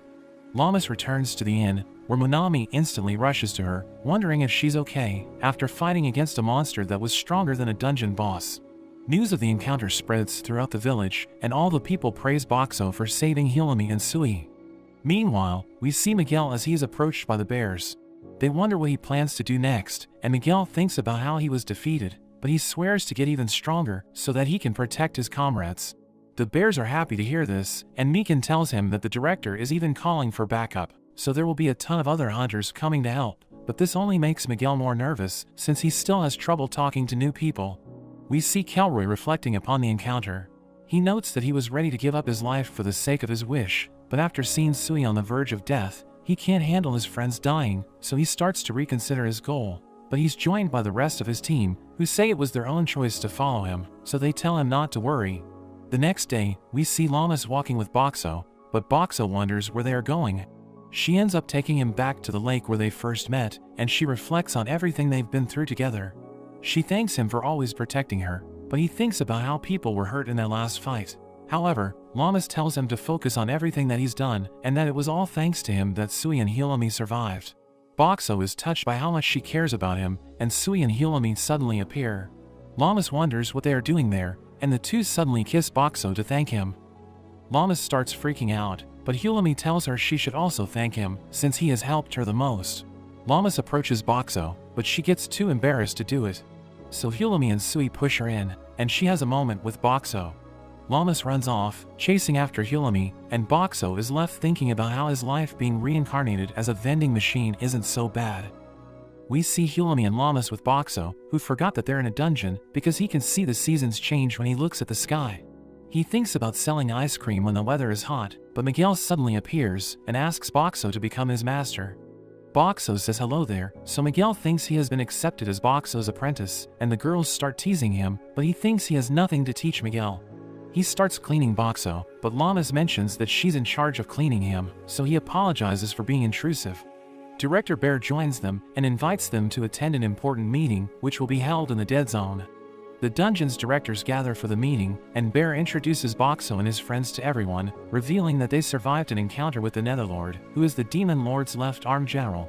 The other directors see him as a threat, and Boxxo recalls that he had to revive his friends by turning into a defibrillator because the Netherlords stopped their hearts. Boxxo thinks they were lucky that nobody died, but they can't let the Netherlord run free, and he notices that Kelroy is also there. But Lammis wonders what a left arm general is, so Director Bear notes that the Demon Lord lives in a land to the north. He's considered the head, and he has minions who are ranked from the highest position called the right arm to the lowest rank, which is the left leg. The left arm is number 3 in the Demon Lord's forces, and the directors wonder what they should do, because the Netherlord attacked them inside the dungeon. Director Bear suggests hitting him with everything they've got, and everyone agrees with him, so they all decide to work together to take down the Netherlord. After some time, the aces from each area show up, and they approach Boxxo and his friends. One of them buys water and soup from Boxxo, who wonders why there's an elderly couple in the assault squad, and he realizes that a school director named Hoxie is also in the team. He recognizes her as the owner of an orphanage, and he knows that she taught Sui archery, but the elderly couple talks to her, and he can't believe they know each other. The ace hunters gather in the area, and they decide to have a party before going after the Netherlord, but one of them wonders what old people are doing there, thinking they aren't up to the task. Hulami tells him to mind his manners, so he asks her if she wants to fight, but Kelroy joins them, and the man recognizes him as the leader of the Misfits, so he freaks out and crawls away. Kelroy notes that his party is out of commission, so he needs all the help he can get. Hoxie mentions that she's from the Origin Stratum, while the old woman Yumi reveals that she has the blessings of swordsmanship and healing light. The old man notes that his name is Shim, and he reveals that he knows magic, while Hulami and Lammis also introduce themselves. Boxxo realizes that they have a well-balanced party, and he isn't sure if their older members will perform well, but he's confident that Kelroy will make good calls. The next day, they split into several teams, and they search for the Netherlord, as Director Bear apologizes for getting everyone involved in such a dangerous task. But Yumi tells him there's no need to apologize, because they're all comrades, and she notes that she can sense monsters ahead. Hoxie shoots them with her arrows, and everyone's impressed that she was able to kill 3 at once, while Shim realizes that the monsters still haven't noticed them, so he blows them away with his magic. Yumi charges in, and she cuts down the skeletons in her path, so Director Bear realizes that they still haven't lost their touch. But they explain that they're no longer in their prime, so they aren't as powerful as they used to be, and Lammis thinks they're amazing, so she tells Boxxo they should do their best to keep up. Everyone has dinner together, and they all think Boxxo's food tastes amazing, so he's glad he's helping them with their morale. Lammis trains in the middle of the night, and Yumi tells her to lower her center of gravity, because it will improve her power and accuracy. She decides to give it a try, and she realizes that it improves the power of her punch, but Yumi tells her she needs to get used to fighting without Boxxo. He knows that she still can't control her strength, and having him on her back gives her just the right handicap, but she needs to learn how to use her strength without him. Hulami thinks the Netherlord let Lammis go on purpose so that she could report to the authorities and bring an assault force together. She thinks he wants the ace hunters to gather in that stratum, but she notes that it's just a worst-case scenario, and she doesn't want to confuse everyone with her ideas, so she only tells Boxxo. After that, they continue searching for the Netherlord, and they see another hunter team fighting his minions. He watches them as they fight, and we see Boxxo's party behind him, as Director Bear tells them to prepare for battle. Hulami tells Lammis to relax, because they have plenty of aces in the team, and Director Bear tells everyone to buy time until reinforcements arrive. They charge in, and they cut down the Netherlord's minions, while Boxxo transforms into a power washer, and uses his telekinesis to cut down the monsters with his hose. Everyone obliterates the skeletons, but the Netherlord revives them, so Director Bear realizes that they won't stay down unless the Netherlord is defeated. He tells everyone to get away, because the Netherlord is gathering his magic power, so he'll probably use an explosion spell. The hunters run away, and he unleashes a devastating spell, which destroys everything in the area. We see that everyone was able to survive, so the Netherlord is impressed, realizing he shouldn't underestimate them. But he summons his minions, and Boxxo realizes that he needs to do something, because they're at a disadvantage. The Netherlord knows that Lammis has the blessing of might, so she'll be able to harm him if she reaches him, and we see the real Boxxo above him, because she threw him up there during the explosion spell. We learn that she's carrying a magic item made by Hulami, and he transforms into a massive ice vending machine as the Netherlord sees him approaching. So he uses his magic to stop him, but he struggles to lift him, and Boxxo fills the ground with ice. We learn that he prepared the defibrillator before he transformed, and he uses it to electrocute the Netherlord, causing him to pass out. Boxxo manages to crush him, and he returns to his original form, as Lammis asks him if he's okay. But they realize that the Netherlord is still alive, and he notes that the staff is precious, so he needs to retrieve it. He's impressed that they were able to defeat his left arm, but he notes that he has accomplished his goal, because the ace hunters have gathered in the area.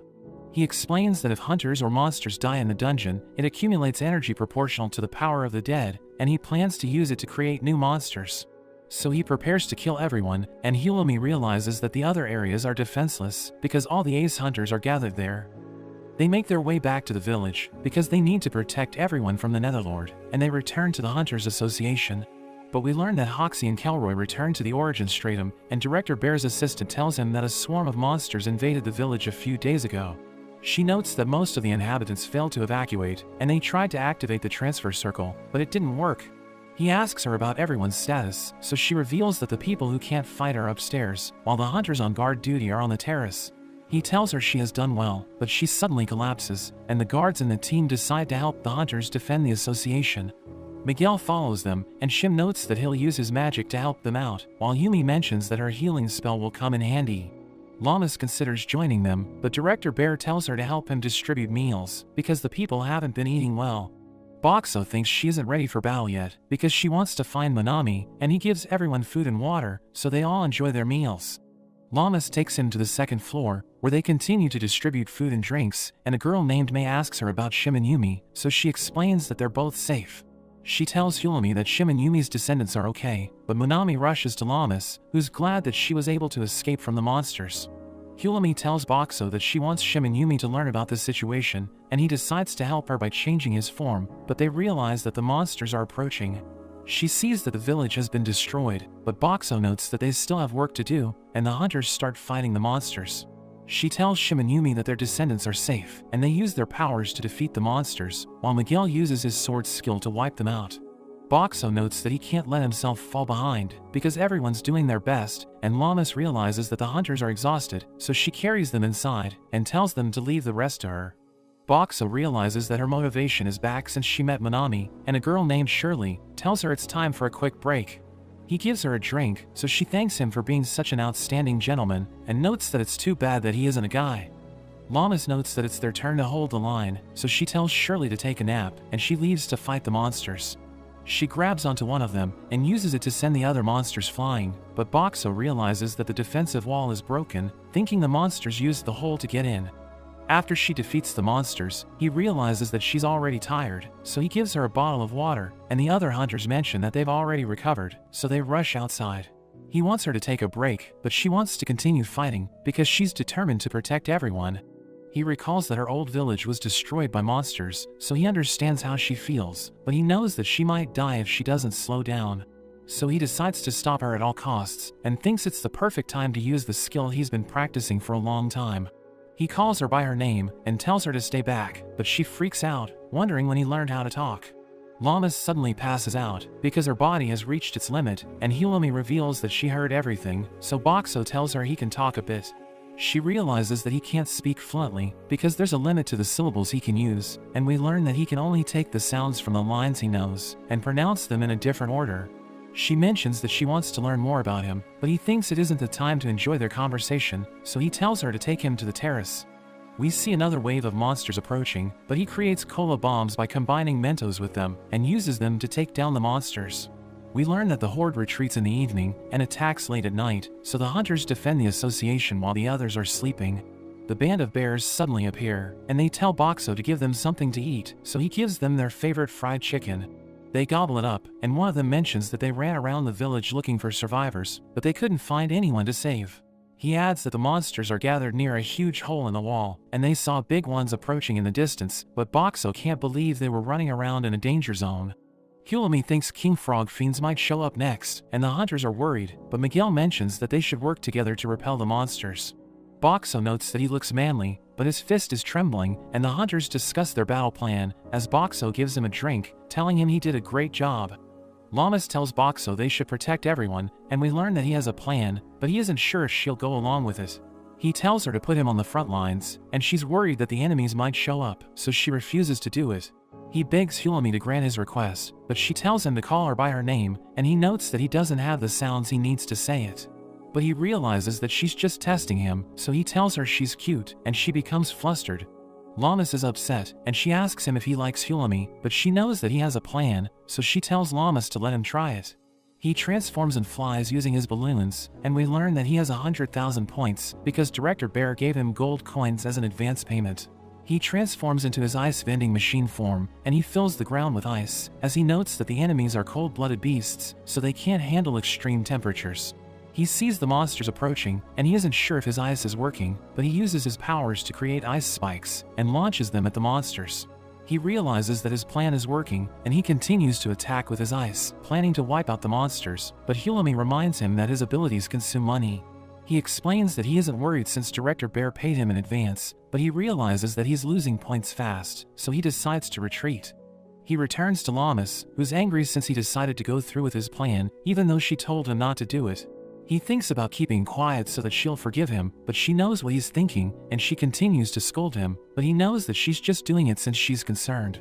The next day, Boxxo gives everyone ice cream since it's hot outside, and they all think it tastes amazing. Director Bear begins the War Council, and he notes that they need to close the hole in the wall, so Lammis suggests using Earth magic to do it. But he explains that they only have 3 people who can manipulate Earth, and they think they can use Boxxo to block the hole, but she notes that he needs money to maintain his ice freezer form. The director thinks about using him to buy time while they repair the wall, but his assistant notes that they only have 60 gold, and Boxxo notes that it's worth 60,000 points. But he recalls how he burned through his points when he fought the monsters, so he tells the director it's not enough. But Sayori suddenly joins them, and she mentions that she has an idea. They decide to form a party to retrieve the safe from her mansion, so that they'll have enough money to get Boxxo to plug the hole in the wall. But when she sees her house, she realizes it was destroyed, so she starts crying, and Boxxo notes that it's the first time he has seen her get emotional. She apologizes for losing her composure, and she leads everyone to her underground safe, as they note that the paintings in her mansion have been ruined, but she mentions that they're cheaper than they look. They're glad that she's back to her usual self, and they reach a hidden basement, where she opens a vault, which leads them to her family's treasury. They realize that she's ridiculously rich, but she knows that Boxxo can't accept gold bars, so she lets him borrow all the gold coins in her treasury. He mentions her name as he thanks her, and she's glad that he can say her name properly, but Lammis is jealous, so he also calls her by her name.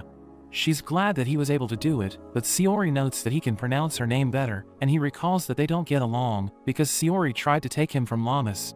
She gives Boxxo the gold coins, but she reminds him that it's just a loan, so the Hunters Association needs to pay her back. But he thinks she's just hiding her embarrassment, and he believes that she's actually a good person at heart. He notes that they put in 110 gold coins, so he now has 110,000 points, and he thinks it's enough to plug the hole in the wall. They return to the Hunters Association, but they realize that everyone's suffering because of the heat, so they flock to Boxxo, telling him to give them something cold. So he gives them ice cream, and they're able to cool off, but he notes that the heat is getting worse, so they need to do something to improve the situation. Director Bear asks Boxxo if he can change into his giant form with the money he has so far, so he reveals that he can maintain it for an hour. The director suggests attacking as the enemy pulls back in the evening, but Lammis thinks it's better to make their move after the monsters withdraw, because they can use the cover of darkness to get into position. She thinks they should wait for the monsters to launch an all-out attack late at night, because they will leave the hole unguarded, and Boxxo thinks her plan might work. The director thinks that the defenders will be exposed to danger, but he decides to go with her plan anyway, because he thinks it will increase their chances of success. As night approaches, they form a task force to repair the wall, and we learn that they'll be working with 3 Earth mages to complete their mission. Director Bear notes that Boxxo's role is important, so he feels pressured, thinking he needs to live up to the hype. The director tells the guards to stay there in case they don't make it back, and he notes that Boxxo left enough food for everyone. The group heads to the wall, but they encounter a group of monsters, and the director thinks they have no choice but to fight them. Shim suggests waiting for an opening, so they wait for the monsters to attack the association, and when they hear the hunters fighting, Lammis prepares to make her move. But Yumi tells her to wait a bit longer, and a monster sees them, so Shirley takes it out. Director Bear calls her the voluptuous figure, but she tells him to stop calling her by that name, and Boxxo realizes that she used to be a hunter. Director Bear tells him it's time to fill the hole, so Lammis wishes him luck, telling him to come back alive. He's glad that she believes in him, and as he starts to fly, he gives her a drink and tells her he'll be back. He realizes that countless monsters are outside the wall, and he's surprised by how organized they are, but he knows that he doesn't have time to hesitate, so he immediately makes his move. He transforms into his giant form, and he blocks the hole in the wall, but he's surprised that the beasts are running away, thinking someone must be controlling them. He uses his new function to create a concrete slab, which is meant to fix a vending machine in place, but he spams the skill to stack the slabs until they completely cover the opening in the wall. He returns to his original form, and Director Bear tells the Earth Mages to make their move, but he sees a group of monsters chasing them, so he attacks them with his claws. Boxxo realizes that he's a formidable fighter, and the Earth Mages start fixing the wall, and the band of bears knock the monsters out with their roaring blessing. Lammis helps the mages repair the wall, while Shim and Yumi work with Miguel to wipe out the monsters, and Boxxo realizes that everything's going according to plan. But he sees that the monsters are organized once again, so he looks for the person who's controlling them. He sees a mage wearing a black robe, and thinks he looks suspicious, so Boxxo flies towards him as he considers crushing him to death. But he thinks he shouldn't kill him, because he still needs to interrogate him, and he returns to his usual form. He crashes near the man, who starts to panic, but Boxxo wonders why he's working for the Netherlord. The man can't escape because of Boxxo's barrier, so he orders his minions to destroy it, but Boxxo notes that it can withstand their attacks, because he still has plenty of points. He tells the man to be quiet, and he starts to strangle him, telling him to order the monsters to stop. But he refuses to cooperate, so Boxxo combines his cola with Mentos, and forces the man to drink the cola bomb. He knows that he's being cruel, but he notes that people's lives are on the line, so he needs to do whatever it takes to stop the man. He prepares to give him another cola bomb, but he freaks out because he thinks it's poison, and he stops controlling the monsters. They suddenly walk away, and everyone wonders what's happening, so Boxxo calls all of them. Lammis rushes to his side, but she sees the man, and she recognizes him as the person who destroyed her old village. Everyone realizes that he's using a ring to control the monsters, but she suddenly starts pounding the barrier, and Boxxo panics as he loses points. She tells him to drop the barrier, because she wants to punish the man for attacking her village. But everyone stops her, and Director Bear tells her to control her anger, so that she can save as many people as possible. She apologizes for losing her composure, and notes that she'll help repair the wall, while Boxxo removes his barrier. The director starts interrogating the man, and threatens to make him suffer if he doesn't confess, so he freaks out once again. Director Bear tells Boxxo to stay with Lammis, while he does the dirty work, so Boxxo watches her as she repairs the wall. He doesn't know what he should say to her, and she apologizes for wanting to avenge everyone in her village, revealing that it's the reason why she became a hunter, so she lost it when she saw the man. She starts crying, as Boxxo notes that he wants to stay by her side no matter what happens, so that he can make her happy whenever she's sad. He tells her he'll be with her until the end, and he isn't sure if he understands what he means, because he wants to stay with her until she quits being a hunter. But she's flustered since she thinks he proposed to her, and she explains that her mother got married when she turned 18. So she believes it's too soon for her, and tells him she wants to get to know him before she marries him, but she thinks about their future, telling him she wants to see him turn into a human. But he wonders if romance between a human and a vending machine is even possible, and he turns red, as she thanks him for cheering her up. So he realizes that she was just messing with him, but he's glad that he was able to make her feel better. After that, the hunters defeat the monsters in the village, and they repair the walls, so the villagers are safe once again. Shirley looks for Director Bear, because she wants to know what to do with the depression in the ground, and Hilami knows that she's talking about the spot where Boxxo dropped. Boxxo knows that it's interfering with the reconstruction effort, but he realizes that it has a rectangular shape, so he comes up with an idea. We see everyone suffering because of the heat, and they beg Boxxo to give them something cold, but he flies away, and leads them to a pool. They see kids swimming in the pool, and Lammis thinks it looks fun, so she dives in with Hilami. She notes that it's nice and cold, and tells Sayori to join them, but she explains that she isn't interested, so Lammis pulls her into the water. Boxxo is glad that everyone's having fun, and we learn that he filled the hole with ice cubes, so that it will turn into a temporary swimming pool.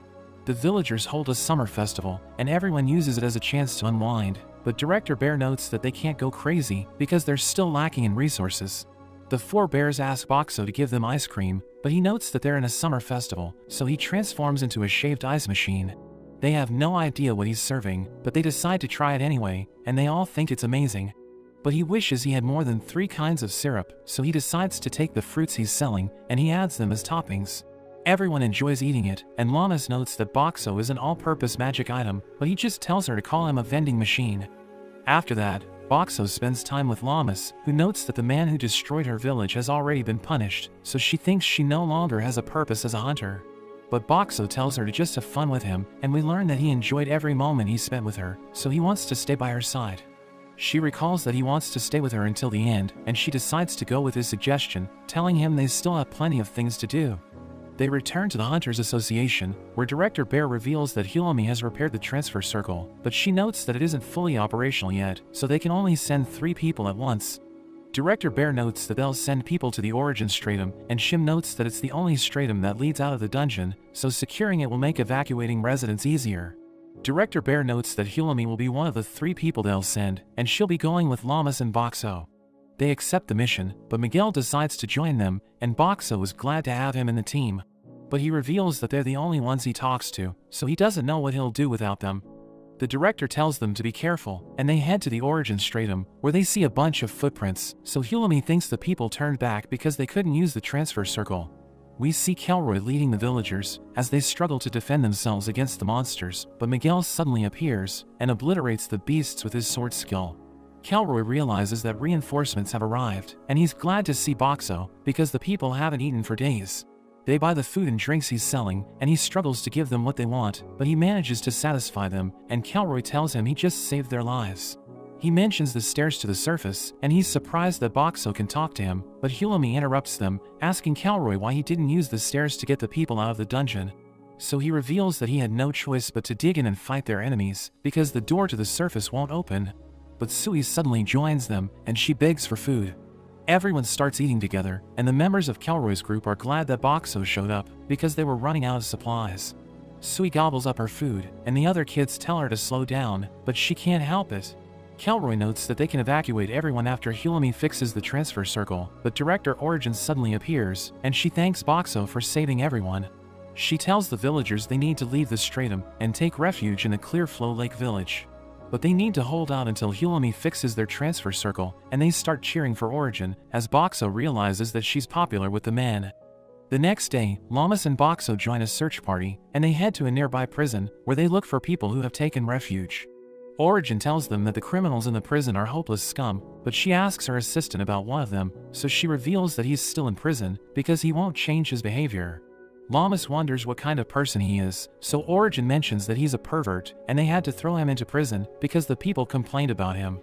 Everyone realizes that the cells are empty, but they see a strange man named Heavy, and Origin recognizes him as the pervert they were talking about. But he explains that he simply lives true to his instincts, and he tells them not to worry, because he just likes well-worn footwear, and he has no interest in the person who wore them. Origin wonders how he got his collection while he's in prison, so he reveals that he released the other prisoners, because the monsters were causing trouble. She reminds him that they're dangerous people, but he reveals that he used his magic to attract the monsters to them after he released them, because he thinks the world is a better place without them. Origin thinks he's lying, but Sui knows that he's telling the truth, and he calls her his friend, but she notes that it isn't the case. She mentions that he's also a member of Kelroy's group, revealing that he uses healing and mind-altering magic, and he tells everyone why he loves used footwear, but they all think he really is a pervert. He reveals that he doesn't like brand new shoes, because they don't tell a story with their smell and appearance, but ones that are worn by hunters are ripe for the harvest.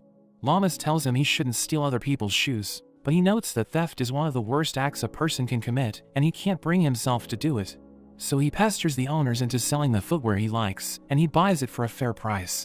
Sui notes that he gives their group a bad reputation, and Origin wonders why he didn't fight the monsters, so he reveals that he didn't want to get involved. But he mentions that he didn't just let everyone die, and he deactivates his spell, revealing that he used his magic to save the innocent people.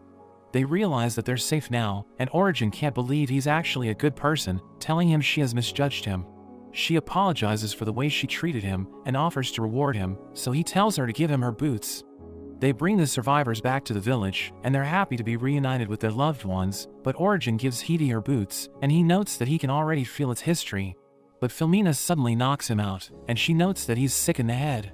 Kelroy returns Origin's boots, and tells her she can't let Hidi have it, as he whispers something to her, which causes her to freak out and run away. Boxxo knows that Hidi is a weirdo, but he's a capable healer, so Boxxo thinks they need his help. Hidi approaches him, and he buys a warm tea, but he pours it in one of his boots. He reveals that the boot was worn by a lady hunter for 12 years, so he enjoys the sweat and experience in it. He notes that he can only enjoy its scent for a week, and he starts drinking his tea, as he tells Boxxo to take it easy, because he appears to be tense. Hidi mentions that they only live once, so they should do whatever they want with their lives, telling Boxxo they have the same spirit as enthusiasts, but he notes that it's not true. After that, Boxxo decides to check his abilities, and we learn that vending machines are divided into two categories. The The first are the machines that sell items, while the machines in the second category offer automated services, like changing money and dispensing pachinko balls. Boxxo realizes that he has reached rank 3, and he knows that he still has room to improve, but he needs 3 million points to rank up. He suddenly sees the 4 bears rushing towards him, and they tell him to give them their favorite fried chicken, but he finds them annoying, so he wants them to calm down. We learn that Lammis has fixed the transfer circle, so the residents start evacuating to the lake village. But Boxxo wants to know more about the stratums in the dungeon, so he asks Origin about them. She reveals that there are 7 areas, which are each ruled by different directors, but there's an area that they still haven't conquered, which is known as the Everlasting Zone. So Boxxo realizes that 8 areas have been discovered so far, but she tells the kids it's time to evacuate, and he gives them balloons to make them happy as they leave. Origin wonders what they should do after they evacuate the residents, because the monsters might use the transfer circle if they abandon it. So Lammis suggests taking down the person who's controlling the monsters, but Origin explains that she doesn't have enough manpower to do that. Kelroy tells her she can lead it to the Misfits, but she needs to pay them for their services, and she agrees to hire them. We see the Misfits fighting the monsters, while Hidi buys a drink, but Boxxo asks him why he isn't fighting.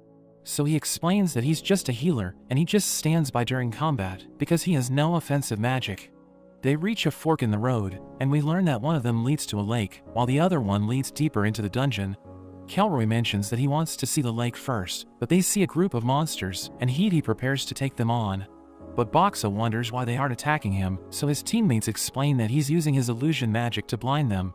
He mentions that he isn't interested in them, since they don't have any shoes, and we learn that he also has the Blessing of Might, but he isn't as strong as Lammis.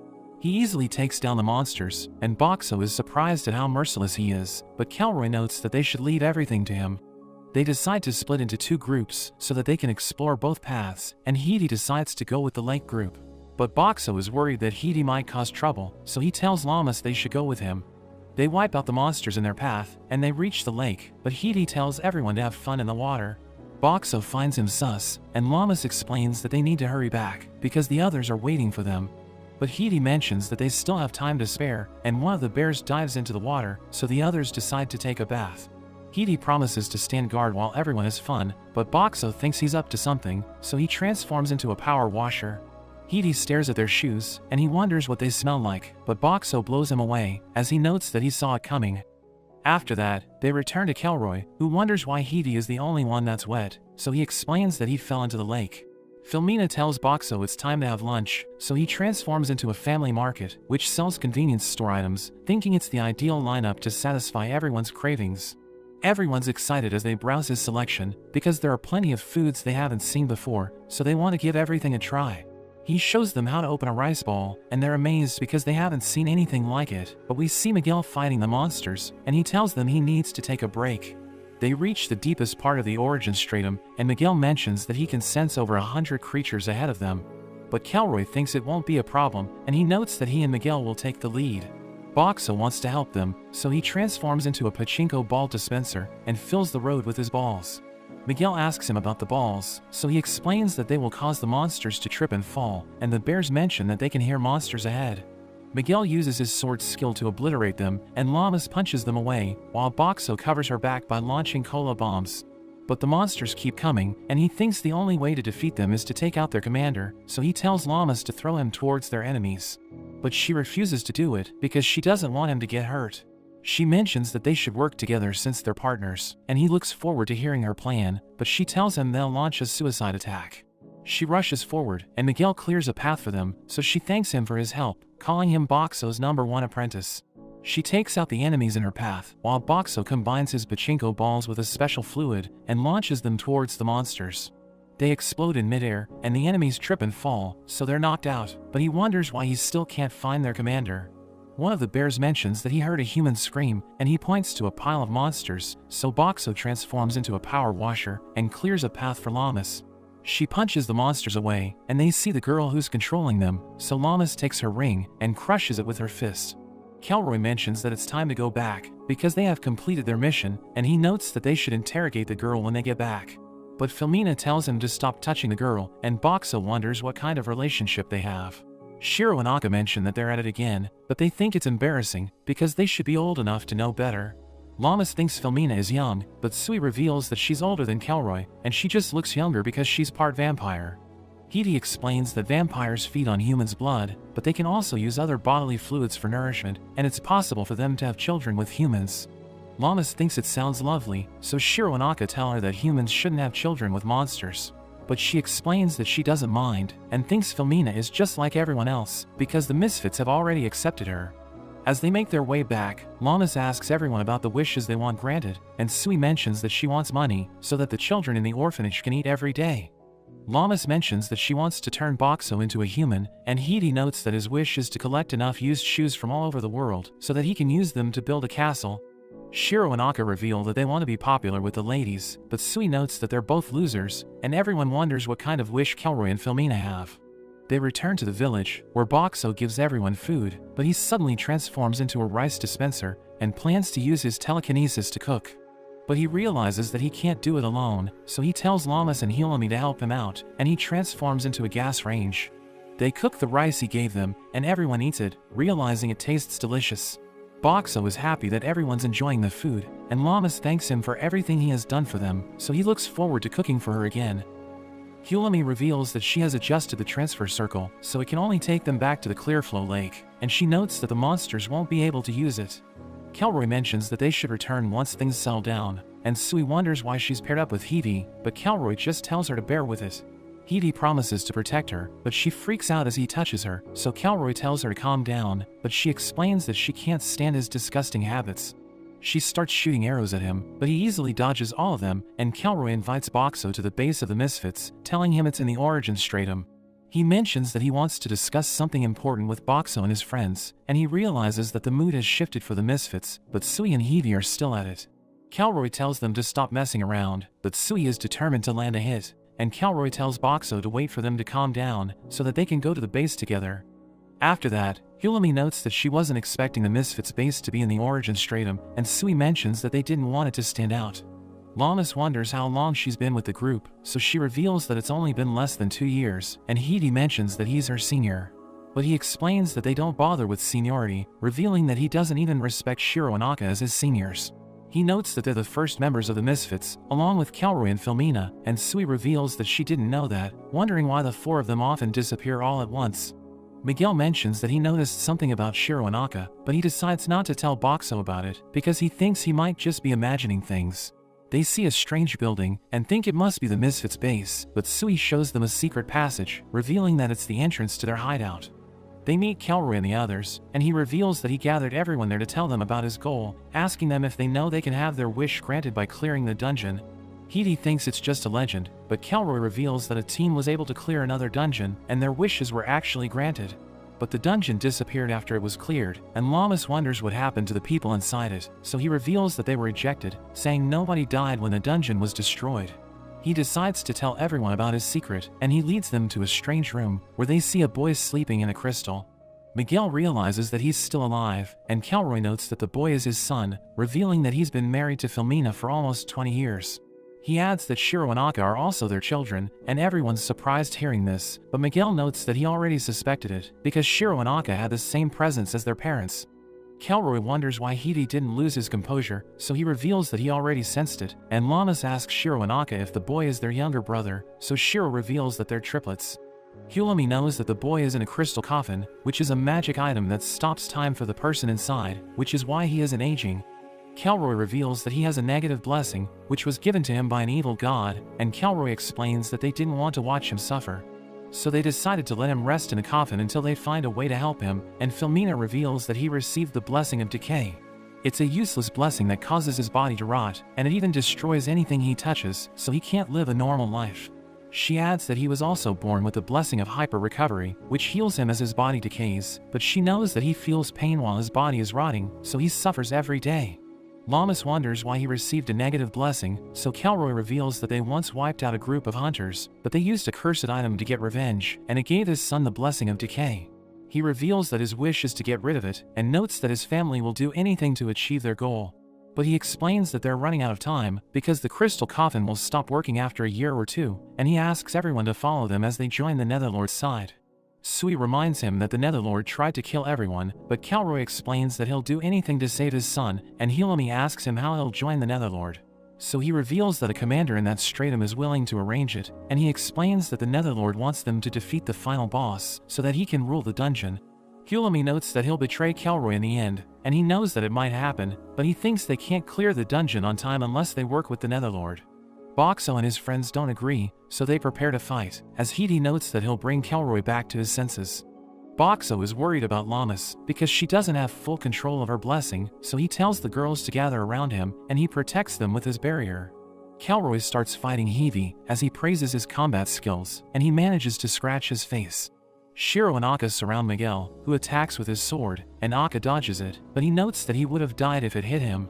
Sui fires her arrow at Filmina, who stops it with her water wall, and Boxxo thinks about joining the fight, but he's worried that he might hit his allies. Kelroy reveals that his blade is poisoned, and he assures Hedy that it won't kill him, but he wonders why Hedy is completely fine, because he was able to scratch his face. So he reveals that he used his blessing to relieve the pain, explaining that his illusions aren't magic, because he's just using his sensory manipulation to change everyone's perception. Lammis knows that it's a rare blessing that allows the user to control everyone's senses, and he can use it to block pain. So Kelroy wonders if it can help his son, but Hedy explains that he can't use it to block other people's pain. Shiro and Akka struggle against Miguel, and they can't believe how powerful he is, but Kelroy tells them it's time to make their move. He uses his secret blessing, which causes Hedy to scream in pain, and Boxxo wonders what just happened, but he thinks Kelroy can't escape because of his barrier. He uses his blessing again, and Boxxo's barrier suddenly disappears, so he becomes confused, and Filmina blinds everyone with her mist as her family runs away. Miguel thinks about chasing after them, but Lammis tells him it's too dangerous because they know nothing about Kelroy's blessing. Hedy immediately recovers, so Sui wonders if he was just putting on an act, but he reveals that Kelroy blocked his blessing and he couldn't move because of the poison. So Lammis thinks that Kelroy's power allows him to negate other blessings, and they decide to return to the village to report the incident. Director Bear learns about what happened, so he puts Kelroy and the others on the wanted list, and Hedy thinks they left their son behind to leave a message. Boxxo can't bring himself to be angry at them, because he knows that they're desperate to save their son, and Miguel wonders how they plan to reach the final stratum. So Lammis notes that the Netherlord might give them a magic item to move between areas, or they could simply use the transfer circle. But Hedy thinks they won't clear the dungeon anytime soon, because they aren't strong enough to defeat the final boss, so they'll need to recruit new members. Lammis recalls that the Misfits still have 2 remaining members, and Hedy thinks Kelroy will try to win them over, so Director Bear suggests contacting them immediately. But Hedy doesn't know where to find them, and Lammis notes that they can't freely travel between stratums, so they decide to return to the Clearflow Lake. They head to the transfer circle, and Lammis activates it, but she realizes that it has been tampered with. She tells everyone to get away, but they mention that they can't move, and Boxxo suddenly finds himself in an empty room, so he thinks he must have been sent to another stratum. He wonders what happened to the others, and thinks about what he should do next, but Director Bear and Lammis suddenly appear, and he wonders why they aren't with Lammis. They realize that they're in the labyrinth stratum, and Lammis thinks it's because Kelroy messed with their transfer circle. She reveals that it doesn't have enough power to take them to the Clearflow Lake, explaining that they need a magic stone to fix it, and they decide to go to the Hunters Association. Director Bear carries Boxxo to the association, where they realize that everyone's struggling because of the monster attacks, so Boxxo gives them food for free. They talk to the director of the labyrinth, and tell her that the monsters were being controlled by the Netherlord. But she can't believe the info didn't reach her, thinking it must be because she's the worst director in the dungeon. After that, Director Bear reveals that he checked the item shops, and they're already out of magic stones, but he notes that they might find one in the labyrinth. He decides to go there with Boxxo, but they hear a commotion, so Boxxo transforms into his smaller form, while Director Bear runs to see what's happening. They see a girl named Kikoyu, who is surrounded by monsters, so Director Bear saves her, and Boxxo returns to his original form. She's surprised that he can transform, but her companions suddenly get into position, so she tells everyone to cover their ears. The bird stuns the monsters with its sonic attack, while the rhino finishes them off, and Director Bear is amazed by how capable they are. So Kikoyu reveals that they're unique, because someone's power made them stronger, and Boxxo wonders who she's talking about. She uses a ball of dirt to absorb the monster's remains, and Director Bear asks her about it, but she notes that she wants to get to know them before she answers his question. So he formally introduces himself, and notes that Boxxo is a magic item with a person's soul inside, so he can carry on a conversation. She introduces them to her companions, and notes that the rhino's name is Botan, while the bird is called Kuruyata. Boxxo wonders if she also has powers, so she reveals that she has the ability to control cold air, and she can even move while hiding her presence. but she knows that she isn't strong enough to defeat the monsters, so she's been relying on her companions to take them down. Boxxo thinks she must be an animal handler, and she reveals that she isn't, saying her companions are smart enough to think on their own, but Director Bear asks her who she's talking to. So she explains that she was answering Boxxo's questions, revealing that she can hear the inner voice of whoever she touches. She mentions that she wants to eat while they talk to each other, and Boxxo prepares to show her his items, but she notes that she'll provide the food. She places a plant on the ball of dirt, and it suddenly starts growing, as she reveals that the piece of field absorbs monsters as nutrients and makes seedlings grow rapidly. She takes the sweet potatoes and starts cooking them, but she notes that it will take a while, so she decides to tell them about the true story of a kind field. She mentions that an old woman once lived in a remote village, but a soul suddenly possessed her field, and we learn that it's a person from another world, but he couldn't talk to the woman. She cultivated him every day, until she finally passed away, and he was left all alone, but he was able to make animal friends. He saw a girl being chased by monsters, so he decided to save her, and he went on a journey to save even more people. He arrived at a fortified city, where he saw a fierce battle with the Demon Lord's forces, so he threw himself into battle and saved the city. He marched to the Demon Lord's stronghold, where he fought another battle, but he lost consciousness after he helped his friends retreat. Boxxo thinks Kikoyu and her companions are the friends in the story, and she notes that they want to meet the field again, but they can't reach the Demon Lord's domain because a huge wall is blocking the path. She reveals that they went to the labyrinth because they heard a rumor that the Netherlord is in the dungeon, but Director Bear tells her about the situation. So she realizes that the Netherlord won't help her reach the Demon Lord's domain, and she gives Director Bear the food she cooked. So he eats it, and he tells her it's delicious, but she notes that Field's vegetables taste 10 times better. Boxxo gives them drinks, and as she tastes it, she's amazed by how cold and delicious it is, but Director Bear tells her he can also provide food and other items. She realizes that he's just like Field, and he notes that he's also from another world, so she wants them to meet each other, thinking he must be from the same place as Field. Boxxo starts traveling with her, and later that day, they realize it's getting dark, so they decide to set up camp. Boxxo transforms into a family mart, and she's amazed by the sweets he's selling, so she decides to try all of them, and she notes that they're delicious, but she thinks Field's fruit would make them taste even better. Kikoyu falls asleep, and Director Bear asks Boxxo what he thinks about her, so he mentions that she's a nice kid. But Director Bear notes that her mind and appearance don't match, and she even has abilities that humans don't possess. He thinks she must be a snow child, and Boxxo doesn't know what that is, so Director Bear explains that they look like 6-year-olds until they reach adulthood, and they also have special powers. But there are people who hunt them down, and they're in danger of extinction, because they're rumored to turn into ice statues that never melt after their heads are cut off. The severed head will curse everyone in the region, and it's said to have destroyed entire nations, but Boxxo thinks beheading someone just to cast a curse is a terrible thing to do. Director Bear notes that the headless ice statue has the power to remove curses, so he thinks it could save Kelroy's son. But Boxxo knows that Kelroy might kill Kikoyu if he finds out, and Director Bear tells him to keep it a secret. The next day, Director Bear defeats a monster, and it drops a magic stone, but he isn't sure if it has enough power to fix the transfer circle. They decide to head back, but Kikoyu can't pass through a wall because she's holding onto the piece of field.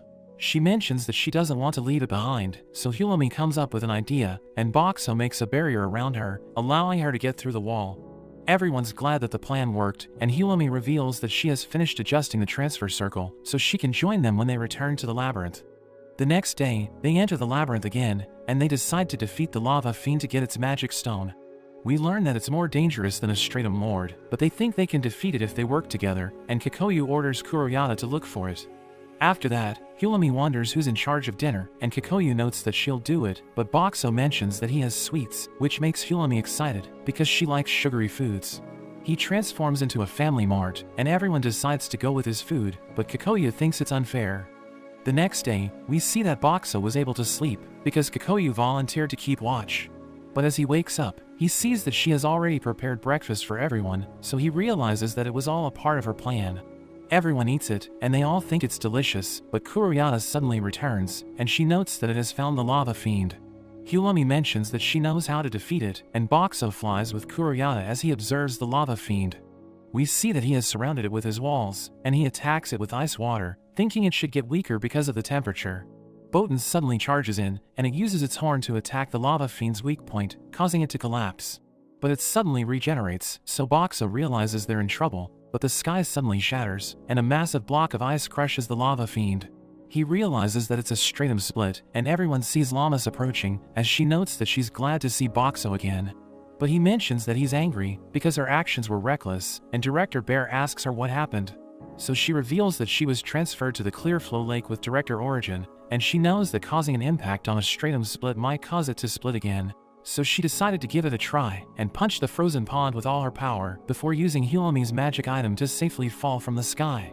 Director Bear is just glad she's safe, and explains they were just concerned, so she apologizes for being reckless, but Hilami is happy that they're finally back together.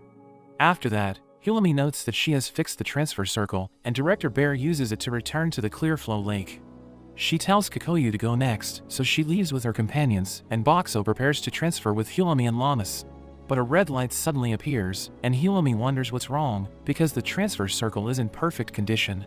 Boxxo realizes they're about to get separated again, so he uses his barrier to keep them together, and they're transferred to the dark forest stratum. Boxxo is glad his idea worked, but Hilami wonders why the transfer circle malfunctioned, because their friends were able to use it without any issues. Lammis notes that the red light came from Boxxo, so Hilami checks him out, and she sees that there's a malfunction spell on him. He realizes that Kelroy placed it there before he escaped, and Hilami removes it, but we learn that it will take days for the transfer circle to recharge. Hilami reveals that they're on the 7th stratum, which is a dangerous place filled with plant monsters, and they see a strange tree, as Lammis mentions that it looks like a person. Hilami notes that there are monsters in that stratum that turn people into trees, and they suddenly hear a commotion, so they run to the gate, where they see Sui and Hidi fighting against carrot monsters. Lammis joins the fight, destroying the monsters with her fists, and Hidi is glad that she's there to help them. But Sui tells Boxxo she's been waiting for him because she's extremely hungry, so he transforms into a snack vending machine. She eats the food with her companions, who are all happy to have meat again, and Hidi explains that the people in that stratum eat mostly vegetables because there are no animals to hunt for meat. Lammis wonders why the houses weren't destroyed by the monsters, so Hidi explains that they don't harm vegetation, and since the trees were used to build houses, the monsters will never touch them. Hilami wonders if the trees they saw were people, so he reveals that they were villagers who inhaled the stratum lord's pollen during a monster attack. But she's surprised that there are still survivors, because the stratum lord attacked them, so she wonders if they were able to defeat it. He reveals that they just used fire to drive it away, but explains that they would never use it against the monsters, because it could burn the entire village. He mentions that the trees on that stratum are highly flammable, which is why everyone's banned from using fire, and he notes that the villagers will return to normal if they defeat the stratum lord. Lammis wonders where they can find it, so he points her to a giant tree. He reveals that the trees get out of the way when it moves, so Boxxo realizes that it can control them, but Hidi mentions that they need to rest for now, because Sui is so stuffed that she can't move. After that, we see Lammis on a tower with Boxxo, and she tells him she can do anything when he's with her, but he just thanks her, and she notes that it's a weird thing to say. She suddenly gets closer, so he thinks she's about to kiss him, but she just smashes the monster behind him, and reminds him that they're on watch. The next day, Sui reveals that they've been eating the vegetable monsters attacking the village, and she notes that they're tasty. But watermelon monsters suddenly appear, so she shoots them down, explaining that she doesn't have to worry about running out of arrows, because there's plenty of wood around them. A man comes to give her more arrows, and he knows that Lammis has the blessing of might, but he thinks she's wasting it since she only fights with her fists, so he tells her to visit his weapons shop. She decides to go there with Boxxo and Hilami, and they start looking around, realizing there are high-quality weapons in the shop. Lammis sees a cloth, and the merchant tells her it's water repellent and flashy, but it isn't for sale. She decides to wear it anyway, and Boxxo realizes that it looks good on her, so he wants to convince the merchant to sell it to them. He shows them magic items, which get heavier when they're picked up, and Hilami recognizes them as measuring stones. Lammis takes one of them, and she mentions that it's light, but when she gives it to Hilami, she struggles to lift it. The merchant tells Lammis to try lifting the heaviest one, and she notes that it's just as heavy as Boxxo, so the merchant realizes that her strength is insane, and promises to make the ultimate weapon for her. After that, Boxxo asks his friends about the director of the stratum, so Hidi and Sui mention that he isn't so bad, but Boxxo wonders why they're acting strange. He decides to visit the director with Lammis and Hilami, and he introduces himself as Director Dark, revealing that he's a darkness fiend. But he doesn't stop talking, and he keeps cracking dad jokes, so they realize that he's a weirdo. He wants to try Boxxo's drinks, so he gives him sweet tea, and Dark starts talking about how delicious it is, but Boxxo wonders what he can do to stop him. He transforms into a TV vending machine, and he plays a video of two comedians performing on stage, which gets Dark to be quiet. After that, Boxxo's group heads to the forest with Dark, and they encounter a group of monsters, but they easily take them out. Dark tells Lammis to remove the trees, so she lifts them and throws them into the village, and she continues to do it for days, so that she can make a path through the forest. But Lammis isn't satisfied with their progress, because it will take ages before they reach the Stratum Lord, and she thinks it might be faster if they just look for the commander. Director Bear suddenly arrives with the others, and Lammis wonders how they got there, because she thought the transfer circle was still recharging its magic power. So Shim reveals that he used his magic to activate it, and Lammis is impressed, because she knows that it takes skill to pull it off. Director Bear notes that they need to see Dark, and his companions try to come up with excuses, because they all want to avoid him, but Director Bear tells them to come with him, because he doesn't want to deal with Dark alone. They make their way to the village, and Director Bear tells Kikoyu to carry out their plan, so she tells Boxxo she needs his help. They gather all the villagers as Boxxo prepares lunch for them, and Kikoyu gives them their food, as Boxxo realizes that she's touching them to read their thoughts. She finds the person she's looking for, and she signals him to record the girl's face, so he realizes that she's the Netherlord's commander. They show the recording to Dark, who can't believe the girl works for the Netherlord, and Director Bear mentions that they need to learn more about her. Boxxo thinks Hidi can get information from her, so Director Bear tells him to question her, and Dark mentions that he'll arrest her himself. After that, Dark releases the girl in the dungeon, and Hidi uses his sensory manipulation to make her believe he's the Netherlord. She wakes up and sees the Netherlord standing before her, and Hidi asks her about the moment they started working together. So she reveals that the Netherlord appeared before her 2 months ago, and he promised to give her enough money to pay off her gambling debt if she followed him. She reveals that he ordered her to defend the village as a hunter, while using his ring to control the monsters, but Hidi asks her if that's all she can remember. So she mentions that she met the Misfits 2 weeks ago, and they seemed to be looking for someone, but they left when they couldn't find him. Boxxo thinks they were looking for their other members, but Hidi suddenly thinks about removing her boots so that he can smell them. Dark kicks him away, and the girl realizes that she was just hallucinating, and Dark mentions that he trusted her, revealing that he gave her money because he thought she would stop gambling. The group continues to make their way to the Stratum Lord, clearing the trees and taking out the monsters, while Kikoyu absorbs their remains with her piece of field. Dark notes that the Elder Tree was originally peaceful, but that changed after the Netherlord appeared. Director Bear notes that they need to defeat it to save the people who were turned into trees, and we learn that their plan is to pour anti-plant poison into it while it's being distracted. It starts to get cold at night, but Lammis is fine thanks to the cloak that Boxxo got for her. Sui begs him for food, so he thinks about giving them cup ramen to warm them up, but he decides to show them something new.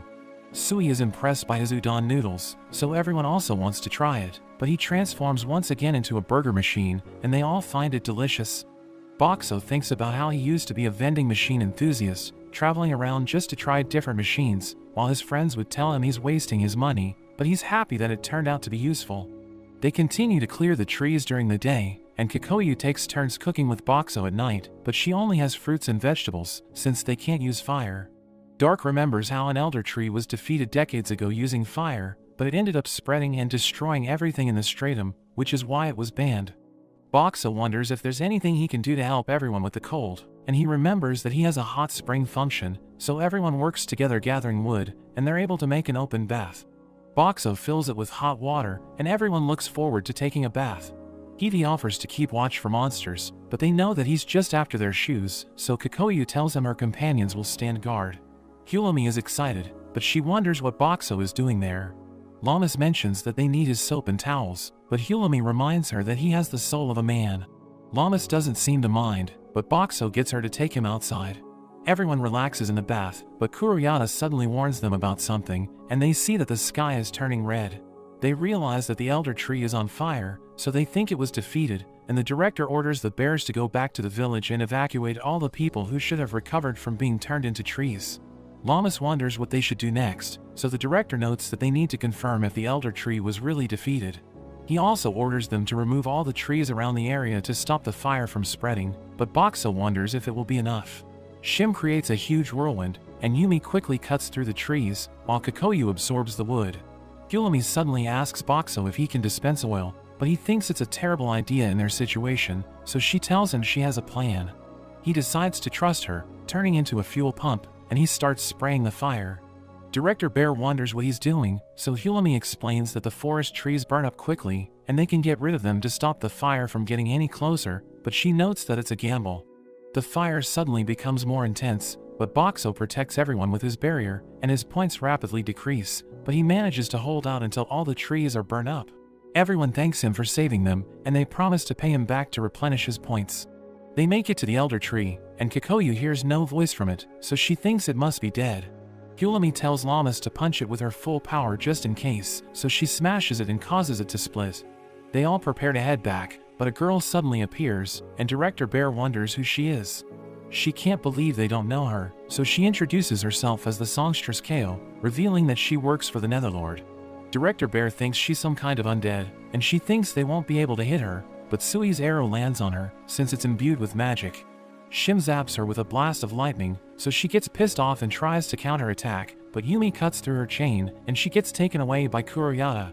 Dark is depressed seeing that the forest was destroyed, but Director Bear assures him that the Clearflow Lake will take in all his residents. Yumi is glad that they all made it, and Sui thinks everything will work out, so they can't give up. They make it back to the Clearflow Lake, and we see all the forest residents happy to see Dark. Director Bear tells them all to get some rest, but Boxxo wants to keep helping out. We see him in his usual spot, but he sees everyone crowding around Kikoyu selling her vegetables. He realizes that she's stealing his customers, so he transforms into a new sweets machine to get them back, but she fights back the next day selling baked potatoes, and he recognizes her as his rival. Munami comes up to Boxxo as she mentions a Goddess Grand Prix event, explaining that since they have more refugees in the village, she wants to hold a festival so they can get to know each other better. Boxxo thinks it's a good idea, and Munami offers to pay him 2 gold coins if he can reward the winner with 50 of their favorite item from him. He thinks it's a good deal, so he accepts, and Munami tells Lammis and Hilami that they also need to participate. They try to refuse, so she offers them a week of free food, and tells them to show Boxxo what they can do. She mentions that if Shirley wins, she might be overcome with emotion and kiss Boxxo, so Lammis changes her mind and decides to participate. Hilami also decides to join, which surprises them, so she mentions that she's been developing an attraction magic item, so she's only entering for research purposes. Boxxo prints out flyers for the event, and the people are excited to have a break from the fighting. Shirley tells Boxxo she'll be competing, and he thinks she'll be tough to beat, so he wonders if there's any way he can help Hilami and Lammis. We see the girls having a meeting to see how they can win the event. We learn they will get a chance to introduce themselves, and then show off a special skill to appeal to the crowd, but they all wonder what to wear, since they don't have any different outfits. Sui and Lammis think about showing off more skin, but Hilami thinks it won't be enough against Shirley, since she's known for her figure. Sui reveals that she knows how to sew, but she's only made children's clothes, so she isn't confident with making anything fancy. Boxxo suddenly transforms into a magazine dispenser, and he's able to give them ideas for outfits from his old world, which gets them excited. The day for the event arrives, and Sui manages to finish all the outfits, and they promise to give her the reward if either of them win. As they head inside, Boxxo suddenly realizes that he can't see the stage from where he is, and even his balloon combo would get blown in the wrong direction, but the director suddenly appears and offers to move him. We see him in the front row, but he's next to Dark, who won't stop talking, and Director Bear tells them to pay attention since they're judges. He reveals that Boxxo will also be a judge, since Origin couldn't make it, but he isn't sure about the responsibility. Munami begins the event and she starts introducing the girls, as we see that Origin couldn't be a judge because she joined the event. We learn that Dark baited her into it, but she mentions she's doing it to liven up the festival, and all her Stratum residents cheer for her. When Lammis is introduced, she gets a lot of applause, and Boxxo can't believe how popular she is, but when it's Shirley's turn, the applause is on another level, and she seems to be the favorite to win. Everyone goes to get changed for their special skill demonstrations, but Lammis and Hilami come out to Boxxo, and they ask to borrow him for a moment. They think they don't stand a chance against Shirley, and they wonder if he has any items that can make them more appealing. He thinks it's possible, but they don't have enough time to help all 3 of them, so Sui volunteers to miss out, since she will get the prize anyway if they win. Boxxo suddenly turns into a cosmetic vending machine, and using his telekinesis, he applies makeup onto them, giving them a complete transformation. The next stage of the competition begins, as each of the girls show off their special talents. We see Origin as she beats up a dummy that looks like Dark, and Kyoka puts on a show with her companions. Sui is up next, and Boxxo is surprised to see her in a gym uniform. She shows off her archery skills, popping multiple balloons at once, and she gets a great reaction from the crowd. Lammis and Hilami act as a duo, and Boxxo is impressed by how they both look. Hilami shows off her new magic item, which connects Lammis to a puppet that mimics all of her movements, but when she goes to pick up the trolley, it isn't as strong as her and ends up getting crushed, but everyone seems to enjoy their act. Munami prepares to call out Shirley, but she suddenly gets a note, and reveals that Shirley has fallen ill and had to withdraw from the competition, which shocks everyone. Everyone submits their votes, and Boxxo wonders who will win, but Shirley appears next to him. He sees that she seems to look fine, so he realizes that she only agreed to join the competition to get people more excited. Boxxo wonders what Hidi thought about the competition, but he only cares about their shoes, and thinks that Director Origin's boots deserve first place. After all the votes are counted, Munami announces the results, and Lammis is declared the winner. She receives the 50 Boxxo meal tickets, and also a magic item from Sayori's company, but they're a pair of boots, and Hidi is completely shocked seeing them. He goes to meet Sayori after the show, recognizing the boots as the untiring god's feet. He wonders where she got them from, so she reveals that her father found them in the scorching sand stratum, and Hidi seems to get serious hearing this. The next day, everyone is knocked out after drinking all night, but Sui suddenly rushes in, asking Boxxo if he's seen Hidi.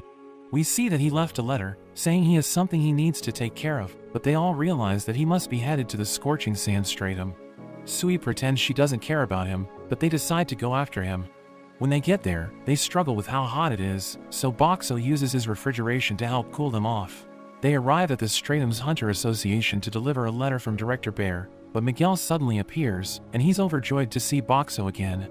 He reveals that when they were separated, he was sent here by himself, and he couldn't find a way back. Boxxo wonders if he's improved his communication skills since he's been on his own, but he reveals that he's been so stressed for the last few days that his stomach has been a wreck.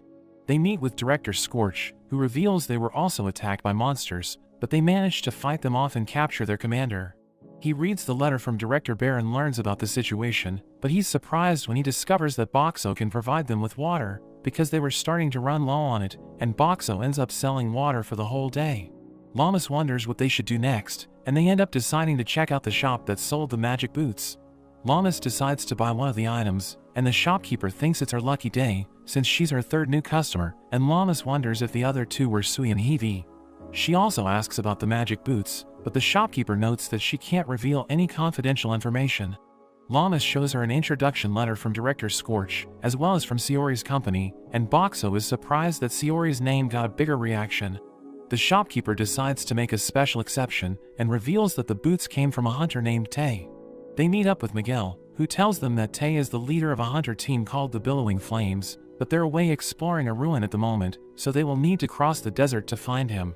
Miguel asks to join them, and Boxxo finds it hard to say no to him, but they suddenly hear Sui and Hidi arguing, as she tells him he doesn't need to do everything alone, but he notes that it's something personal.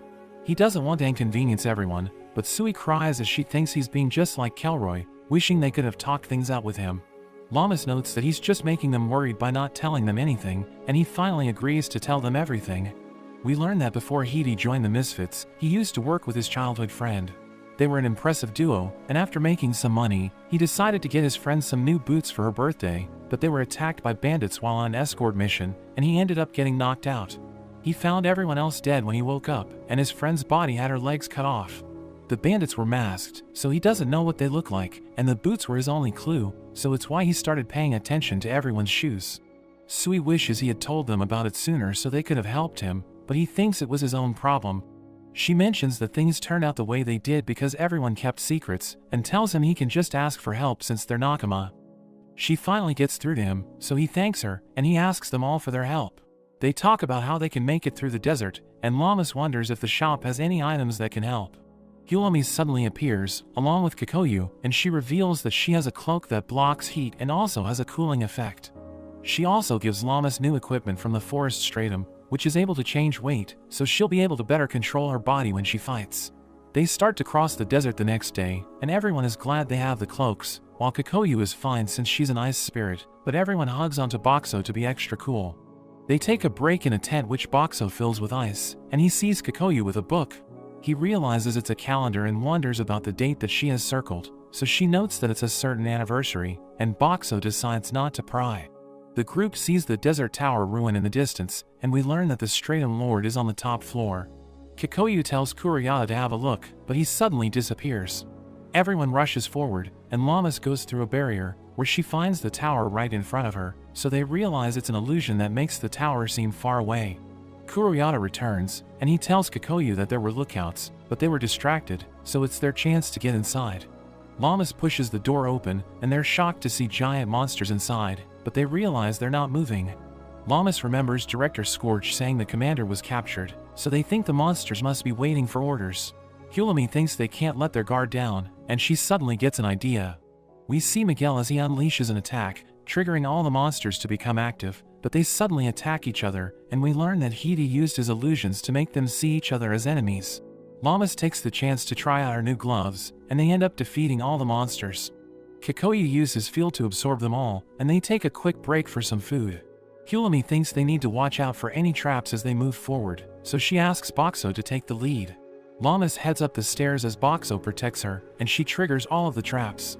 As the others catch up to her, they see footprints leading to a door, and they think the enemies must be inside, so Lammis smashes her way through. They find the billowing flame party, and they meet Tay, who wonders what they want. So Lammis introduces themselves as hunters from the Clearflow Lake, and Hidi mentions that they have business to discuss. Tay wonders how they found out about their plan to attack the village, so they realize he's working for the Netherlord. Lammis wonders why he would side with the demons, so he mentions that it's all for money. Hidi wonders if he has a habit of doing illegal things for money, so he admits that he's done all kinds of things, mentioning that he was even once a bandit. Hidi takes out the magic boots, asking him if he recognizes them, so he mentions how he stole them from a hunter that he attacked years ago. He notes that the girl refused to give them to him because they were precious to her, so he ended up cutting off her legs. Hidi realizes that he's the man he's been looking for, so he swears he will kill him no matter what. He charges forward, taking out the other members of the billowing flame, and seeing how strong he is, Tay begs him to spare his life. He offers to pay him any amount that he wants, but Hidi crushes him anyway. We see Tay crawling away, and he opens a door which reveals the Stratum Lord. He uses his ring to wake it up and commands it to kill everyone, but it suddenly prepares to eat him instead. Hidi smashes it in the face, as he notes that Tay is his prey. The boss isn't happy about this, so the others rush to help Hidi. Everyone attacks it with their strongest moves, but it's not enough and Miguel gets grabbed. Boxxo uses his barrier to protect Lammis, but he loses over 2,000 points in one hit, which surprises him, since the crocodile boss only did 1,000 points of damage. Hidi thinks they need to retreat, but the ogre chases after them, so Boxxo transforms and sprays gas everywhere to make it slip over. They manage to get out of the room, and Boxxo lights the gas on fire, but the boss still follows them. Boxxo wonders what he can do, and as they run past the monsters that they defeated, the boss starts eating them. Boxxo realizes that it's just hungry, so he transforms into a sauce machine and starts putting barbecue sauce on everything. The boss is distracted by the new taste, so Boxxo and the others manage to get away from it. Hidi heals Miguel outside, and they all wonder what they can do against such a monster. Hidi apologizes for losing his temper and getting them into more trouble, but Kikoyu tells him they just need to think about what to do next. Hidi suggests running away, but Sui mentions that Tay is still inside. Hidi notes that it's likely that the ogre will just eat him, because his ring wasn't strong enough to fully control it. Hulami notes that the ring only seems to be able to give simple commands, and it seems the Stratum Lord was too much for it. Lammis wonders what would happen if the ogre ate the ring, and they worry about it gaining the power to control the other monsters and attacking the village, so they think about how to defeat it. It seems to have two blessings since it has two heads, with the first being might since its attacks are so strong, and they think its second one is the blessing of hardening, which is why it was so tough. Hulami also knows that it loves food and drinking, so Boxxo wonders if they can get it drunk. He transforms into another machine and shows off all the alcohol that he has, but they wonder how they can get it to drink. Lammis wonders if they would like a cute girl pouring drinks for them, but they don't know what an ogre would be into. Sui suggests using an illusion, and Hidi thinks it's possible, but he notes that he doesn't know their language, so Hulami mentions she can teach him the basics. We see Hidi disguised as a rock ogre with Boxxo on his back, and they head back into the tower. The boss wonders who they are, so they put down the alcohol, and the twin ogre is immediately attracted by the smell. They start drinking it, and they find it delicious, so they end up drinking it all and falling asleep. Hulami realizes that its hardening blessing only works when it's awake, and Lammis feels bad about attacking it when it's asleep, but Miguel notes that it needs to be done. They prepare to take out the two heads, but Boxxo tells Lammis to use him, since he will get points for defeating it, so she swings him to deliver the finishing blow. Boxxo is shocked, getting over 1,000,000 points, and after Kikoyu absorbs the boss's body, they receive the Lord's coin. Hulami thinks they should see what happened to Tay, but as they head back up the tower, it suddenly becomes cold. When they reach the top, Kikoyu gets a strange feeling, and they find Tae frozen in ice. She suddenly tells them all to gather around Boxxo, and his barrier protects them from a blast of snow. Hulami wonders what's going on, and there's a girl that appears. Kikoyu recognizes her as a snow fairy, telling her that they aren't her enemies. She mentions that they came for Tae, but the girl suddenly shatters him. Kikoyu is shocked by this, since snow fairies don't usually kill people for no reason. The girl wonders what Kikoyu is doing together with humans, since they are responsible for hunting their kind, and Boxxo remembers Director Bear telling him that if a snow child is beheaded on the day they become an adult, they will turn into an ice statue that never melts. Kikoyu notes that there are still some humans that can be trusted, but the girl thinks she must have been tricked. She also reveals that she's a general for the Netherlord, and she recognizes Boxxo as the magic item that the Netherlord warned her about. She introduces herself as Solrum, and tells them about how the Netherlord saved her life, just when some humans were about to kill her. She attacks with another blast of snow, so Boxxo quickly protects Kikoyu. They can't believe how strong she is, and Kikoyu thinks that her blizzard might last a long time, so Boxxo notes that he only has enough points to last for one day. Kikoyu wants to try persuading her again, as she notes that they would be the same if she had met the Netherlord instead of Field. Boxxo decides to believe in her, and she asks him for the time, so he notes that it's 1 minute to midnight. She heads out of the barrier, and we see that she has suddenly grown up, as the wind starts to blow in the opposite direction. The others are shocked realizing what's going on, and Hulami remembers hearing that snow fairies grow into adults the moment they turn 18, so Boxxo realizes it was the date that Kikoyu had circled in her calendar. Hiti can't believe how strong she's become, and she even starts to push Solrum back. She gives her one more chance to back down, and Solrum notes that she can't afford to die yet, so she decides to back down and she disappears. The others feel bad for Hiti since he didn't get to deal with Tae, but he thinks that making him suffer wasn't going to be able to heal his heart.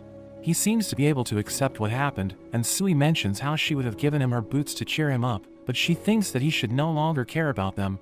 He notes that his revenge is what started his obsession for footwear, but his love for them eventually became real, so he asks her to hand over her boots. He wonders what they might smell like, but she calls him a perv and they all end up having a snowball fight. We see Boxxo as he sells ice cream to the villagers, and Sui thinks it's the perfect treat for a hot day, but she notes that the frozen fruit was also delicious. He wonders what she's talking about, so she points him to Kikoyu, and he realizes her business is doing well. His friends want to try her frozen fruits, but he considers her his business rival, so he doesn't want to lose to her. He upgrades his selection, and hires Lammis and Miguel to help him out, so the customers flock to him. He realizes he was able to steal Kikoyu's customers, but the next day, she hires the little bears to advertise her business, and he loses all of his customers. He calls for reinforcements, and thinks he can't lose with his friends on his team, but after 4 days, Boxxo and Kikoyu treat their helpers to a restaurant. They order the most expensive food, and their bill ends up being more than both their profits, so they both end up losing. After that, everyone returns to the Clearflow Lake stratum, but Boxxo notices that Kikoyu is acting strangely, so he wonders what happened to her. As he sells his goods to the locals, he realizes he's been in the dungeon for about a year now, but he starts to feel lonely, since he hasn't seen his friends for a few days. One evening, Lammis visits him, and she invites him to her tent, where everyone wishes him a happy birthday. She explains that they don't know when he was born, but it's been a year since she first met him, so they've decided to celebrate his birthday. He's happy that they gathered to have a party for him, and they realize that Kikoyu had her birthday days ago, so they decide to make it a joint party. The directors thank Boxxo for everything he's done for them, and Bear gives him a certificate from the Hunters Association, while Hulami shows him a strap she invented. She explains that she improved the elasticity of its ropes, so it can now deal with his transformations, and he thinks it's extremely useful, since it allows him to change whenever he wants. Lammis shows him the cakes she made, and explains that she made them using the book he gave her, and he's happy to see birthday cakes in this world. She reveals that Kikoyu also has a cake, and the celebrants blow out the candles, as she wishes them a happy birthday. Boxxo brings out his alcohol, but the party becomes chaotic as everyone gets drunk, and Lammis wonders if he's having fun. She notes that she wants to stay with him forever, and he tells her she's cute when she's drunk, but she doesn't hear him since she has already passed out. The next day, Kikoyu tells Boxxo she wants to talk to him, and he thinks she wants to tell him what's on her mind, so he agrees to meet her at night. That evening, she tells him she's thinking about leaving the dungeon, and she thinks she's selfish since they still haven't solved their problems. She notes that her magic power increased after she reached adulthood, so she can now hear the voice of the piece of Field, and she thinks she can revive Field if she takes it to his main body. Boxxo telepathically asks her how she plans to leave the dungeon, so she explains that she'll channel a lot of magic power into a transfer circle, which will create a temporary path to the outside world. But she reveals that Hulami warned her not to do it, since it's extremely dangerous, and there's no guarantee that it will work. Boxxo thinks she should listen to Hulami, but she explains that she wants to see Field again, and notes that she has enough magic to bring the other kids with her. She plans to leave with them soon, but she admits that when she sees everyone's faces, her courage starts to waver. Boxxo thanks her for everything she's done for them, telling her to hold her head high, and she notes that she enjoyed every moment she spent with them. The next day, Boxxo gives his friends the letters Kikoyu left for them, and they all hope she meets Field again. Hidi notes that the remaining stratums are the Dog Mountain and the Everlasting, but he wonders if they should bolster their forces first, since Kikoyu's departure left a massive gap to fill. He thinks about inviting a girl from the Misfits, since he knows she has the powers they need, but Sui thinks the person has some issues. They decide to look for her in the Dog Mountain stratum, and a man realizes they used the transfer circle to get there, so he tells them to wait while he talks to the director. His companion is glad that the transfer circle is working again, and he notes that monsters attacked them recently, but the Misfits took care of them. Everyone's surprised to learn about it, but the director suddenly greets them, so Hulami gives him a letter from Director Bear. He realizes there's a problem, but he doesn't care and prepares to leave, so his companion stops him and promises to help them find the person they're looking for. As Hidi explains the situation to the director, Boxxo invites Hulami and Lammis to go fishing, and Lammis thinks about using her strength to catch fish, but Hulami tells her they should use fishing rods instead. He sells fishing bait, and thinks the girls will be shocked when they see how disgusting it is, but it doesn't bother them at all, since they're already used to seeing monsters. As they prepare to fish, Hulami notes that whoever catches the biggest one wins the game, and they cast their rods. Hulami catches a large fish, but Lammis feels a strong pull, and she realizes her rod is about to break, so she grabs the line. She catches a fish monster, and Boxxo is about to catch something as well, but he struggles to pull it toward him, so Lammis helps him out. They realize it's a huge clam, and Hulami notes that she's never seen anything like it, but they think it looks tasty, so they decide to cook it. Sui and Hidi join them, but they think the clam looks familiar, so they put out the flames, and Hidi sends it flying. Boxxo wonders if it's a monster, but as it opens, they meet a girl named Petey, and we learn that she's the one they're looking for. They ride a boat, and Hulami wonders how Petey carries her shell, so Sui reveals that she has a blessing, which allows her to change the weight of the things she touches. She explains that she didn't want to join Kelroy, so she sank herself into the ocean to escape, and she notes that she's waiting for the man who left her to return. Hidi and Sui think it will never happen, since he's a marriage fraudster, but she doesn't believe them when they tell her the truth. Boxxo shows her a video of Sulram, and she notes that she recognizes her, so they explain that Sulram is a snow spirit. They think they can't beat her without Kikoyu, and Hulami notes that Director Bear sent Scorch to help them, but they don't like him since he's too loud. He tells Petey to cheer up, but she freaks out since he's too close, and she shuts herself in her clam. Boxxo realizes she's afraid of the outside world, so he tells her to try his sweets, and she starts to talk to him. She isn't sure if she can help the others, since her power is only useful for defense, but he tells her he believes in her, so she comes out of her shell. She notes that she'll do her best to help them, but she hides when she sees Scorch again, so Boxxo realizes he needs to teach her to come out of her shell. They see the island where she lives, but they can't see much since it's too far, so he transforms into binoculars, and Hulami notices the boat of the Misfits. Kelroy's family hangs out in a hut, and Petey visits them, but Kelroy asks her about her companions. We learn that Boxxo and his friends are using Hidi's illusion to disguise themselves, but she explains that they're her bodyguards, and Kelroy invites her to join him. She turns him down, but he notes that they should go outside, and he uses his eye breach to dispel the illusion. Everyone prepares to fight, but Boxxo tells Lammis to bring out their survey, and she reveals that they asked 100 people in the Clearflow Lake what they think about the Misfits. The first question is about what they think of Kelroy working with the Netherlord, and she notes that most of them think it's unforgivable. But 12 of the people thought otherwise, since they know that he just wants to save his son. The next question is if the people think Filmina deserves better than him, and almost all of them voted yes, so she thinks she should have looked for a better husband. Lammis reads the last question, and Boxxo looks forward to the Misfits' reaction, since they're about to find out if the people will forgive them if they apologize for their actions. 80 of the people said yes, and they even mentioned that they would help Kelroy if he asked them to, since they know that he just wants to save his son. He's touched by their answers, but Lammis notes that Shirley sent her a message, which mentions that the girls in her establishment already miss him. Filmina becomes angry hearing this, and he tries to come up with excuses, but she knows that he had fun with the ladies. Boxxo and his friends are suddenly attacked by ice shards, and Solrum asks Kelroy if he'll betray the Netherlord, so he explains that he won't do it since they owe him a lot. He tells everyone there's no going back for his family, and Lammis notes that they can save his son without the Netherlord's help, but Solrum explains that they don't need to save him. She reveals that he's right beside her, and notes that she's the reason why he isn't in pain, but everyone wonders how she removed his curse. She explains that once snow spirits reach adulthood, they gain the ability to remove curses, but they can only use it when their target is close to them. She notes that the child's pain will return if they take him away, so Hulami realizes she's taken him hostage, but she explains that she's just nullifying his curse, and Kelroy is cooperating out of gratitude. She notices that they don't have Kikoyu with them, so she thinks nobody can stop her, but Kelroy tells her to leave everything to his family. She thinks he's defying her, so she pushes his son away, and everyone watches him as he suffers because of his curse. Kelroy promises to cooperate with her, so she nullifies the child's curse, and notes that she'll kill Boxxo and his friends.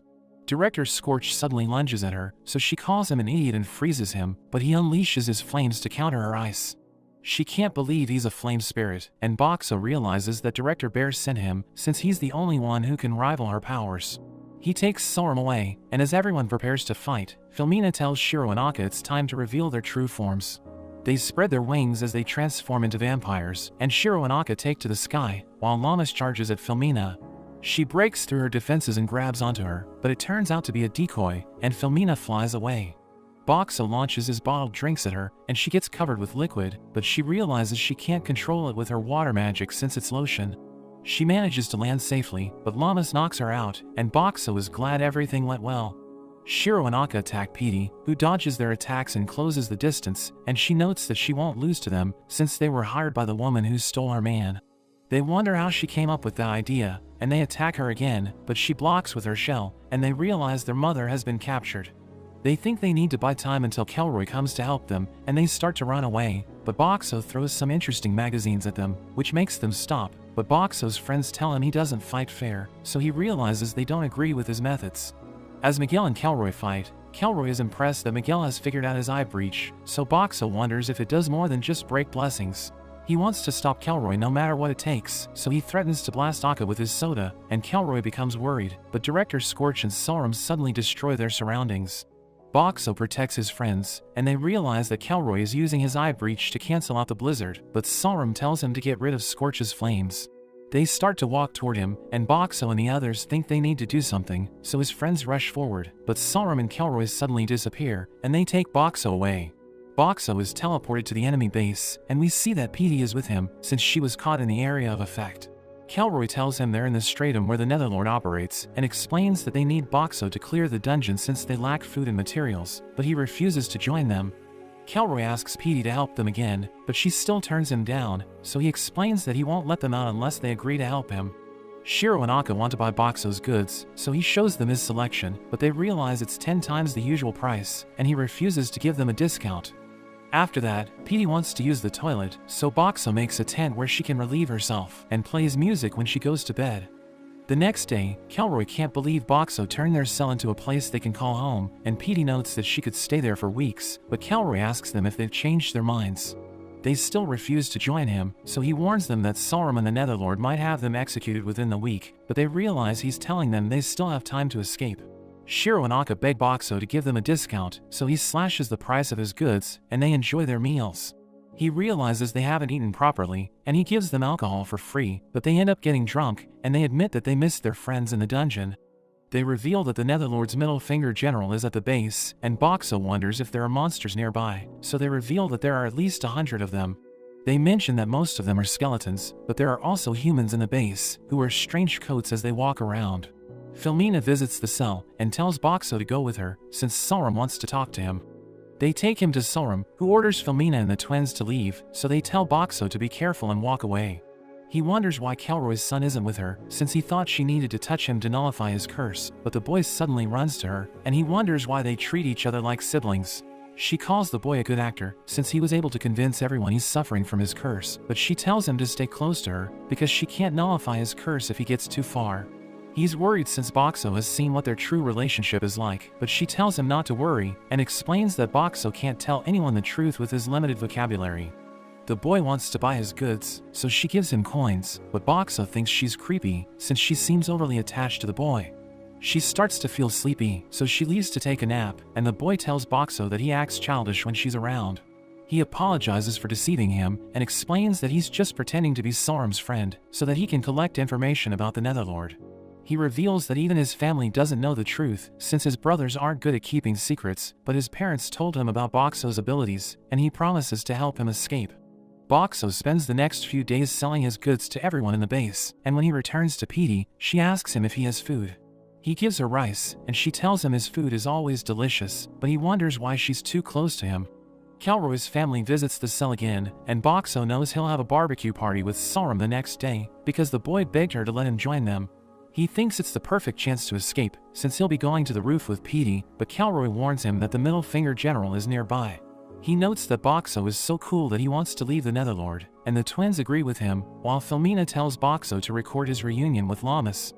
The next day, Kelroy's family escorts Boxxo to the roof, and they tell him not to worry, since no one will be allowed to enter until lunchtime. Petey thanks them for everything they've done for her, and she uses her blessing to carry him to the roof, but Soram threatens to freeze her if she tries anything. Soram and the boy enjoy their meals, but she notes that she needs to go to the bathroom, and he decides to go with her. Petey tells Boxxo it's their chance to escape, so he creates countless balloons, and Petey uses her blessing to lighten his weight.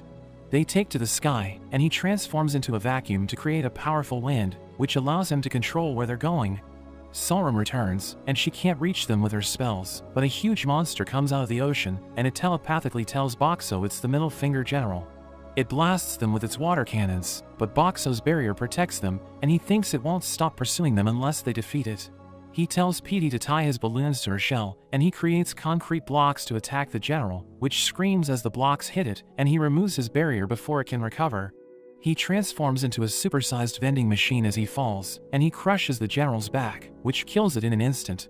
Petey follows him, and she's glad he's safe, so he realizes he made her worry since he didn't explain his plan to her.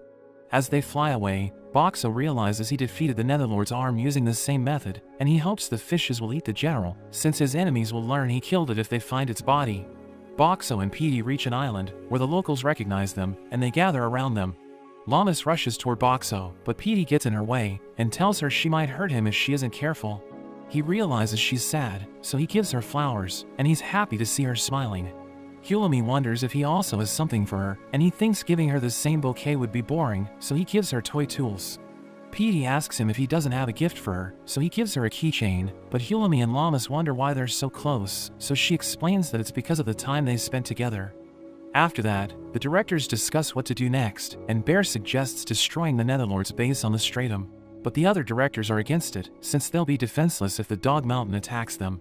Director Bear talks to Boxxo and his friends, and he asks them if Kelroy will betray the Netherlord, so Petey explains that it's possible if they can lift his son's curse. Petey notes that Soram has taken a liking to the boy, and Boxxo shows everyone a recording, which makes them realize she would never hurt him. A scout reports to Director Bear, and notes that the base has been abandoned, so Hulami thinks the Netherlord sent his minions to provoke the Stratum Lord. Director Bear mentions that they need to dig deeper, but a man suddenly interrupts them, and notes that the Dog Mountain is approaching, so Director Bear orders him to evacuate the civilians. Everyone panics as they see the Dog Mountain, and it creates a tsunami as it hits the water, so they run for their lives. Shim raises the ground with his magic, which protects the people as they evacuate, but Boxxo wonders if they can stop the Dog Mountain, and Hulami asks the elders how they defeated it in the past. Yumi reveals that it ate everyone, but they survived and destroyed its internal organs, so Lammis thinks they should do it again. Shim is against it, and explains that it took months of planning to protect everyone from its stomach acids, which can melt people in an instant. Petey notes that she'll work with Boxxo to attack from the sky, so Lammis tells him to be careful, but she leaves a dent as she touches him, and he doesn't fix it since it makes him feel connected to her. Boxxo takes to the sky, and attacks the Dog Mountain with concrete blocks, but it doesn't work, so he drops Hulami's magic items to freeze the water. He knows it isn't enough to stop the creature, but Shim creates a tsunami, and Boxxo drops the magic items again, freezing the monster in place.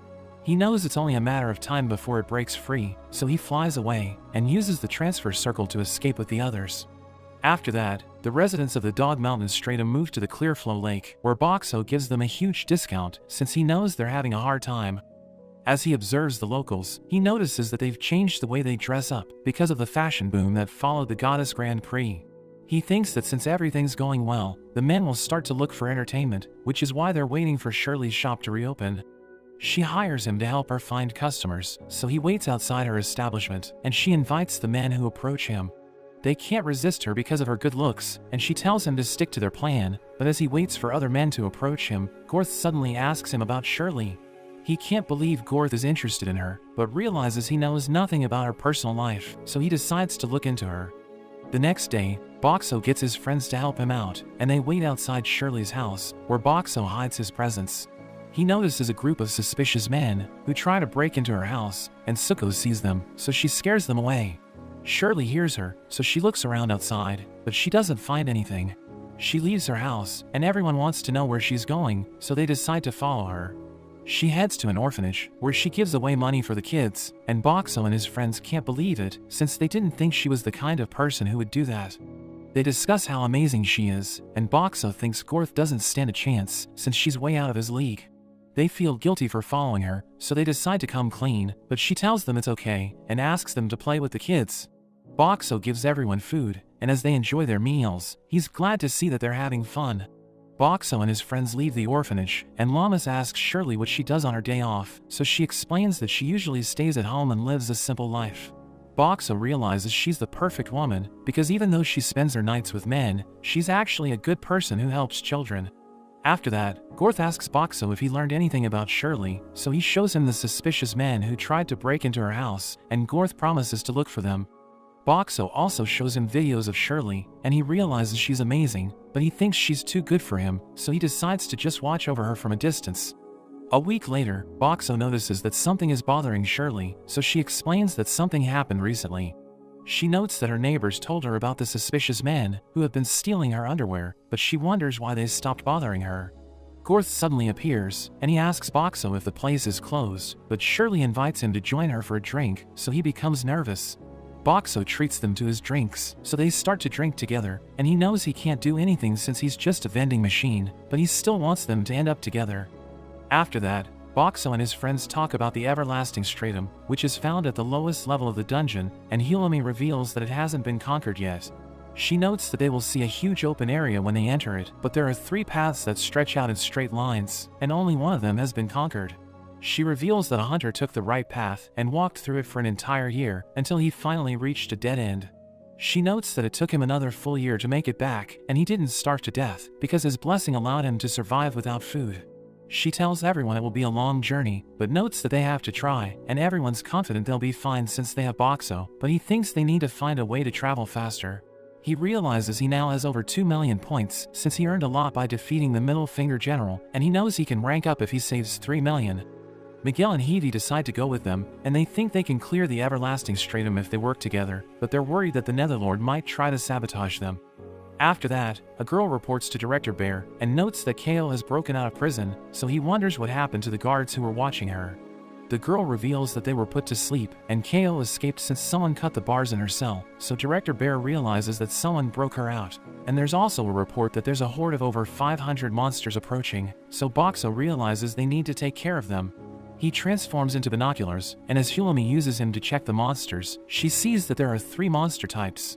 She knows they're working for the Netherlord, since they're supposed to be fighting each other, and she thinks he wants to stop them from reaching the everlasting stratum. Director Bear tells Boxxo to give the villagers everything they need, and promises to pay the coins they owe him, while Shiori gives them free weapons.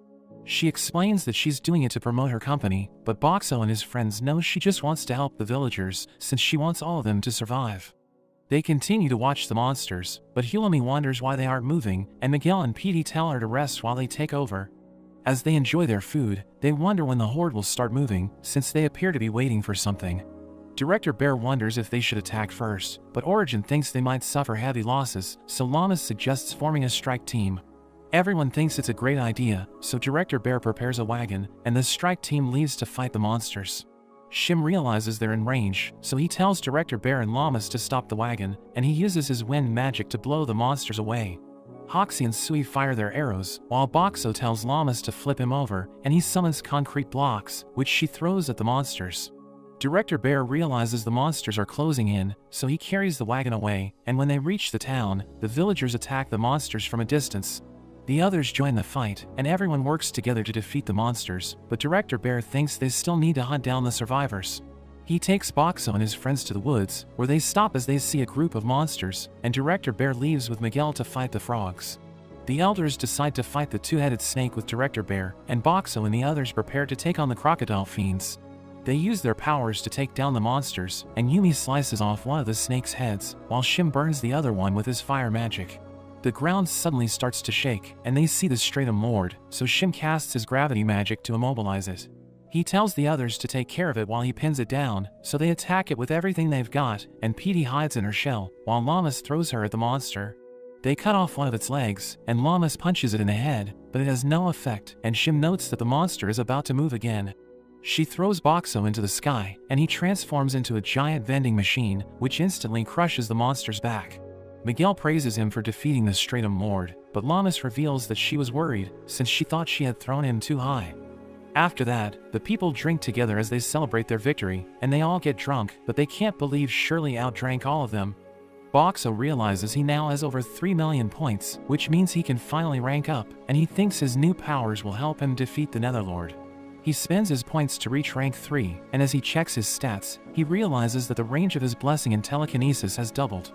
He learns that he can now transform into any vending machine that has ever existed, so he becomes excited, since he knows a lot of vending machines from his previous world. The next day, Boxxo and his friends prepare to leave for the everlasting stratum, and Hulumi notes that it will take at least a year to complete their journey. But they're confident they'll succeed since they have Boxxo, who thinks he won't get bored because he has his friends with him. Hulumi activates the transfer circle, which takes them to the everlasting stratum, and they immediately realize it's extremely dark.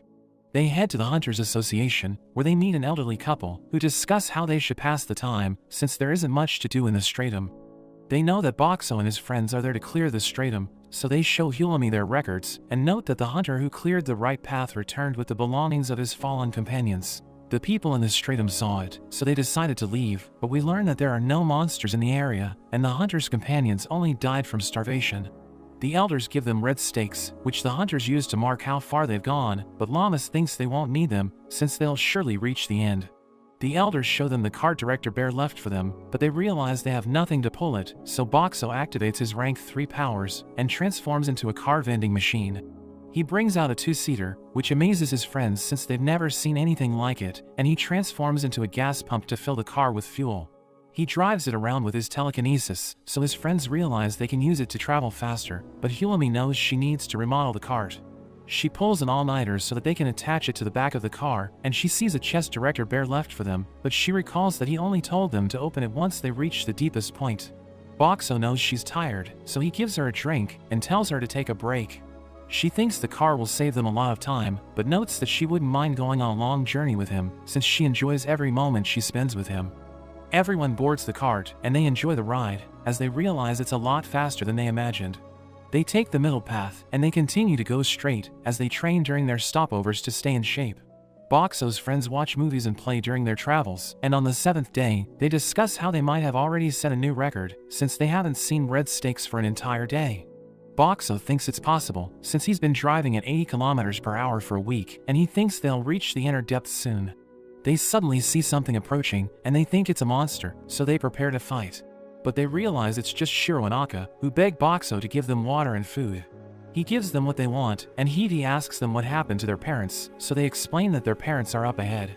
Shiro notes that they haven't eaten for days, and he begs everyone to help them, since they might starve to death. Everyone continues their journey, and the twins explain that they no longer work for the Netherlord, since he knows that they helped Boxxo escape. He also thought Sulram was part of their plan, so he wanted to dispose of them, but she used her blessing to send everyone there. But she was too drained to move after she saved everyone, so they were forced to walk for a week with a limited food supply, hoping someone would come to save them. A few hours later, Boxxo hits the brakes when he sees Kelroy, and he almost runs him over. Kelroy has no idea what's happening, but he hears Boxxo's voice, and realizes that Boxxo has transformed again. He's glad to learn that his sons are okay, and he activates his eye breach to remove the sleeping spell on the others, revealing that they used it to conserve their strength. He gives them food and drinks, but Sulram refuses to trust humans, so the boy Kai drinks from her bottle and tells her it isn't poisoned. Hulumi asks Kelroy if they'll return to the Netherlord, so he explains that they won't, and notes that they no longer need the Netherlord now that they have Sulram. Kai tells her they should stay with the others, and explains that she can trust him since he'll never betray her. He tells her he loves her, so she becomes flustered and agrees to work with them, and Boxxo is glad to have her on their side. They continue to travel, but we see the twins tied to the cart, since there isn't enough space for everyone. Kelroy apologizes for betraying Boxxo and his friends, and promises not to do it again, so Lammis, Miguel, and Hilami forgive him, but his former comrades still can't accept him. He apologizes for abandoning them, but they realize he doesn't get it, and explain that they're angry since he didn't trust them with his secret, telling him they could have stopped him from making a bad decision. Hedy notes that they should be more open with each other, but he mentions that they can keep their adventures a secret, and Filomena tells him she wants to know if he's been having fun with other girls. He just laughs it off, and thanks everyone for accepting him, but she asks him if he ever did anything with Shirley. Kelroy's family joins their training sessions, and Sorum stays by Kai's side, as she tells Boxxo not to worry about her, since she's no longer their enemy. Kai promises not to leave her, and she hugs him and tells him he's the only one she needs, so Boxxo realizes she won't betray them as long as she has him. On the 25th day, everyone starts to get bored, and they wonder if they'll ever reach an endpoint since they've been driving in total darkness for days.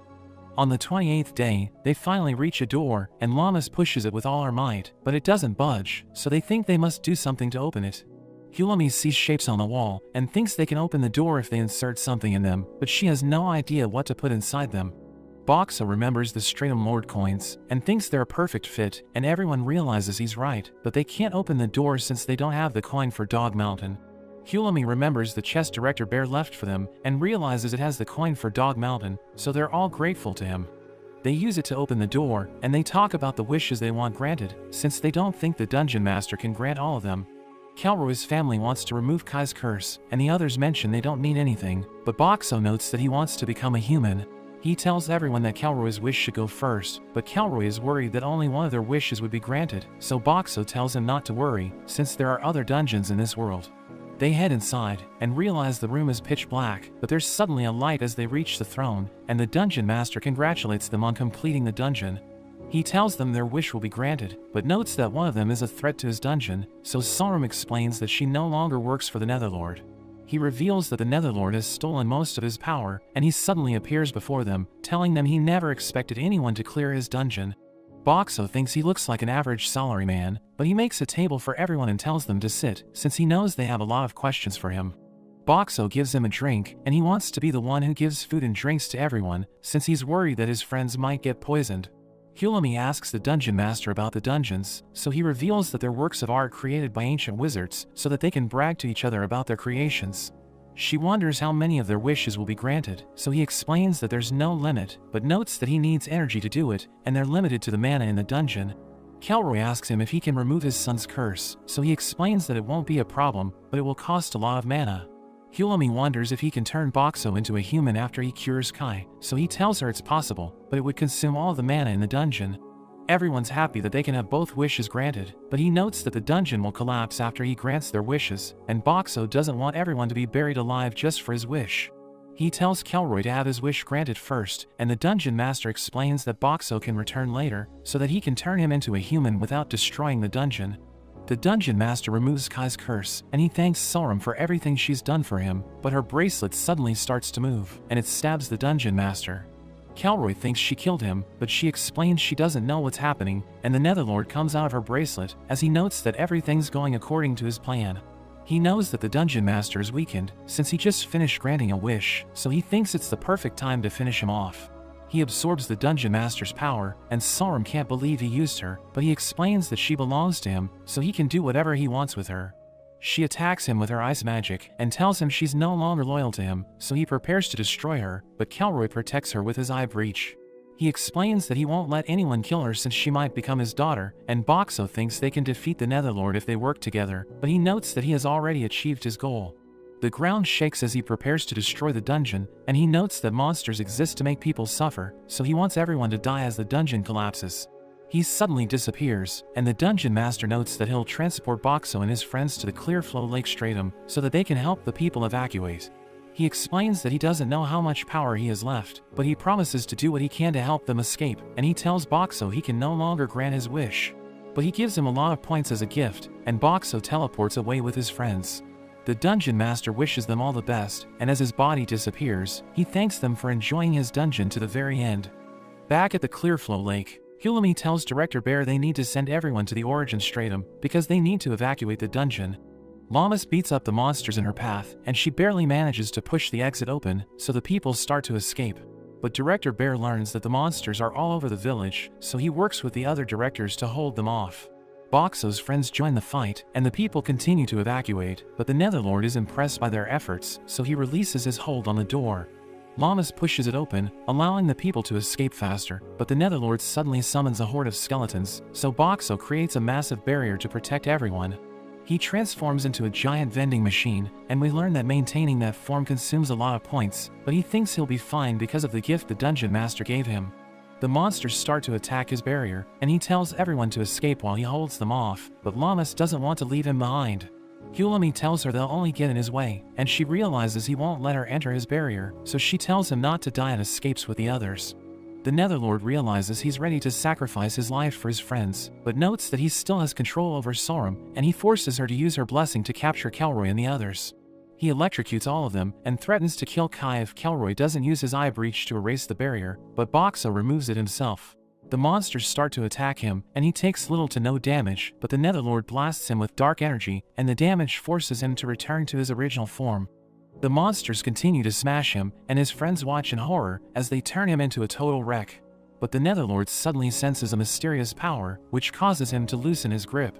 Kelroy realizes it's their chance to escape, so he uses his eye breach to awaken Sorum, and tells her to teleport all of them out of the dungeon. We see Director Bear and Lammis as they watch an army of monsters from a distance, and they notice a massive creature, which is a fusion of the Stratum Lords in the dungeon. Director Bear thinks the monsters are headed for the fortified city, so he tells the little bears to go to the Empire and nearby villages, to let them know what's happening. The Misfits note that they'll stay and fight the monsters, since they want to buy time until the others find Boxxo, and Sorum decides to go with them, because she wants to make up for everything she's done. But Lammis becomes emotional, and she runs off to look for Boxxo. Director Bear and the others use the car, and they overtake the monsters, but he knows they still have to go around the forest, while the monsters can just go through it. Miguel volunteers to go to the forest alone, so that he can hide and keep the monsters busy, but Director Bear tells him it's too dangerous. He explains that he won't die since he wants to see Boxxo again, and promises to make it back alive, so Director Bear realizes he has already made up his mind. Everyone tells him to be careful, and they drop him off at the forest, where he cuts down the monsters in his path. A monster approaches him, but it suddenly gets cut into pieces, and he tells the person who killed it to reveal himself. We see a skeleton hiding behind a tree, and he notes that he has forgotten his own name, but everyone calls him the Four-Finger General. He reveals that he was the one who helped Kao escape, and as Miguel blocks his attack, he admits that he's impressed, because it's been a long time since someone was able to stop his opening strike. The little bears reach a village, but they realize nobody's there, and they see a farm filled with vegetables, so they end up stopping to eat. We return to Miguel, as he struggles to keep up with the general, but he knows he needs to fight for the others, so he's determined to take him down. He thinks he's about to meet his end, so he prepares to attack with everything he has, to take down the general along with him. The general attacks him with blinding speed, but a rabbit suddenly protects him, and there are more that join the fight. He sees a girl controlling them, and realizes it's his sister Hayashi, and she tells him they can talk afterwards. She orders her rabbits to keep the general busy, giving Miguel the chance to use his sword skill, and he manages to cut the general in half. The siblings are glad the fight is over, and Hayashi introduces her friends to Miguel, who wonders what she's doing there. So she reveals that she came from the fortified city, since they received a report that something was happening in the forest. She notes that the Guardian protected the city and fought the Demon Lord, but he ended up getting injured, and he asks Miguel about his master Boxxo. So Miguel tells her how amazing he is, but she thinks he's nothing compared to the Guardian. They start to argue about who's better, but the rabbits interrupt them, and they realize they need to focus on the army of monsters. Director Bear and the others reach a farmland, and they realize they're close to the fortified city, so Hidi wonders what kind of person the city lord is. Director Bear notes that she's beautiful, and warns everyone not to look into her eyes, since it's said to be risky for men, but Kyrios thinks it's nonsense. They reach the city, but when they see the Lord Jessica, the men are instantly charmed by her eyes. They fall in love with her at first sight, but Hidi stares at her shoes, and thinks her beauty is nothing compared to it. He notes that he no longer has feelings for her, and her servants tell her to close her eyes, since it drives the men crazy.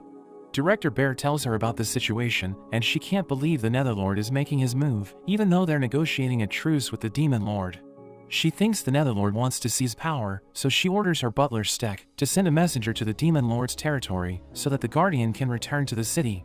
She also tells her maid Deer to explain the situation to everyone, so she leaves with Stek to carry out her orders.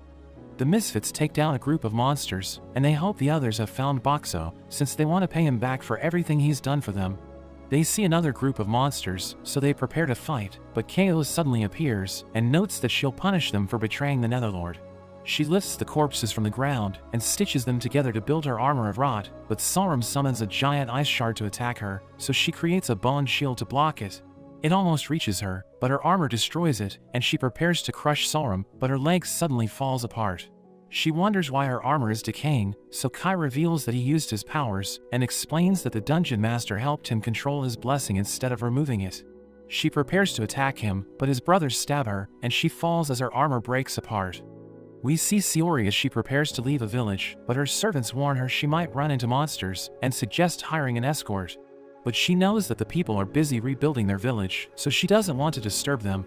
Shirley tells her girls she doesn't have work for them, so they can move to another town to look for a job. But they decide to stick with her, so she promises to reopen their business after the people rebuild the village. We see Lammis in a giant hole, where she digs to find Boxxo, but Hoxie and Sui tell her to stop, since she needs to take a break.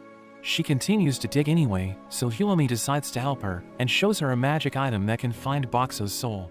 As she activates it, a light points them to Boxxo, and they realize they just need to dig a little deeper. In a flashback to 4 days ago, we see Boxxo trapped under the rubble, and the Netherlord orders its minions to leave the dungeon. Boxxo realizes they can't see him, so he spends his points to transform into a gas vending machine and creates balloons around him. He turns into his smallest form and uses his telekinesis to pop the balloons, which allows him to escape before the monsters crush him. He activates his barrier to survive the fall and thinks he has done enough to fake his death, so he hides and waits for everyone to leave. He watches the Netherlord create a summoning circle that brings forth the massive creature, and he realizes the Netherlord combined the Stratum Lords to create it, so he thinks it can't be stopped. The Netherlord plans to use it to overthrow the Demon Lord, and the dungeon starts to collapse, so Boxxo uses his telekinesis to build a concrete bunker. He realizes he's stuck there, but thinks Lammis will arrive to save him, and he recalls how the other hunters used to look down on her. But she's now a cut above the rest, and he finds her progress touching since he's been with her the whole time. Back in the present, Lammis continues to dig, and Boxxo hears her calling to him, so he realizes that she came to rescue him. He removes a concrete block and sees that she's right above him, so he deactivates his barrier, and she's overjoyed to be with him again. The directors pull him out of the hole, but he wonders why Director Bear isn't with them, so Hulami notes that he's fighting the monster horde with the others. Boxxo heads to the village, where he sells food to everyone, and his friends think they can now join the others since he's earned a lot of points. They tell him to take a break before they join the others, but he wants to go immediately, since he thinks they can't afford to waste time. The elders join them, and he realizes they're ready for action since they're fully equipped, and Directors Scorch and Dark also decide to go with them. The other directors promise to look after the village, so Boxxo realizes everything will be fine while he's gone, and he leaves with his friends. Yumi suddenly senses a presence, and a woman comes out of hiding, but they find her suspicious since her eyes are black. She apologizes for all the trouble her son has caused, and reveals that she's the Netherlord's mother, so they realize she's their enemy. Her skin melts away, as she reveals that her son experimented on her body and refused to let her die, since he wanted to know if his dark arts worked, but she forgave him since she's his mother. She transforms into the Thumb General, and notes that she'll do anything for her son, but Boxxo and his friends realize she's insane. Origin takes the civilians back to the village, and she attacks Boxxo's friends with her tendrils, but the elders save them, and tell her they won't let her do as they please. She realizes she's outnumbered, so she summons a monster from another world, and everyone freaks out since they've never seen anything like it. Lammis prepares to take it on, but Shim tells her to stand back, and the elders mention they aren't afraid of anything, while Directors Scorch and Dark are excited to fight by their side. The monster launches its eyes to attack, but Shim and his friends destroy them, and Yumi charges in, but it immediately recovers and sees her approaching. Boxxo realizes he needs to distract it, so he transforms into a fireworks vending machine and fills the sky with explosions. Everyone enjoys watching them, but Boxxo realizes the monster isn't even looking at the sky, so he thinks the Thumb General is controlling it. She stops to watch the fireworks, and she can't believe how beautiful they are, but Boxxo tells Lammis to throw a concrete block at her. He transforms into a cardboard vending machine and sticks to it, and Lammis misses her target, but he dives toward the Thumb General and smashes her from behind.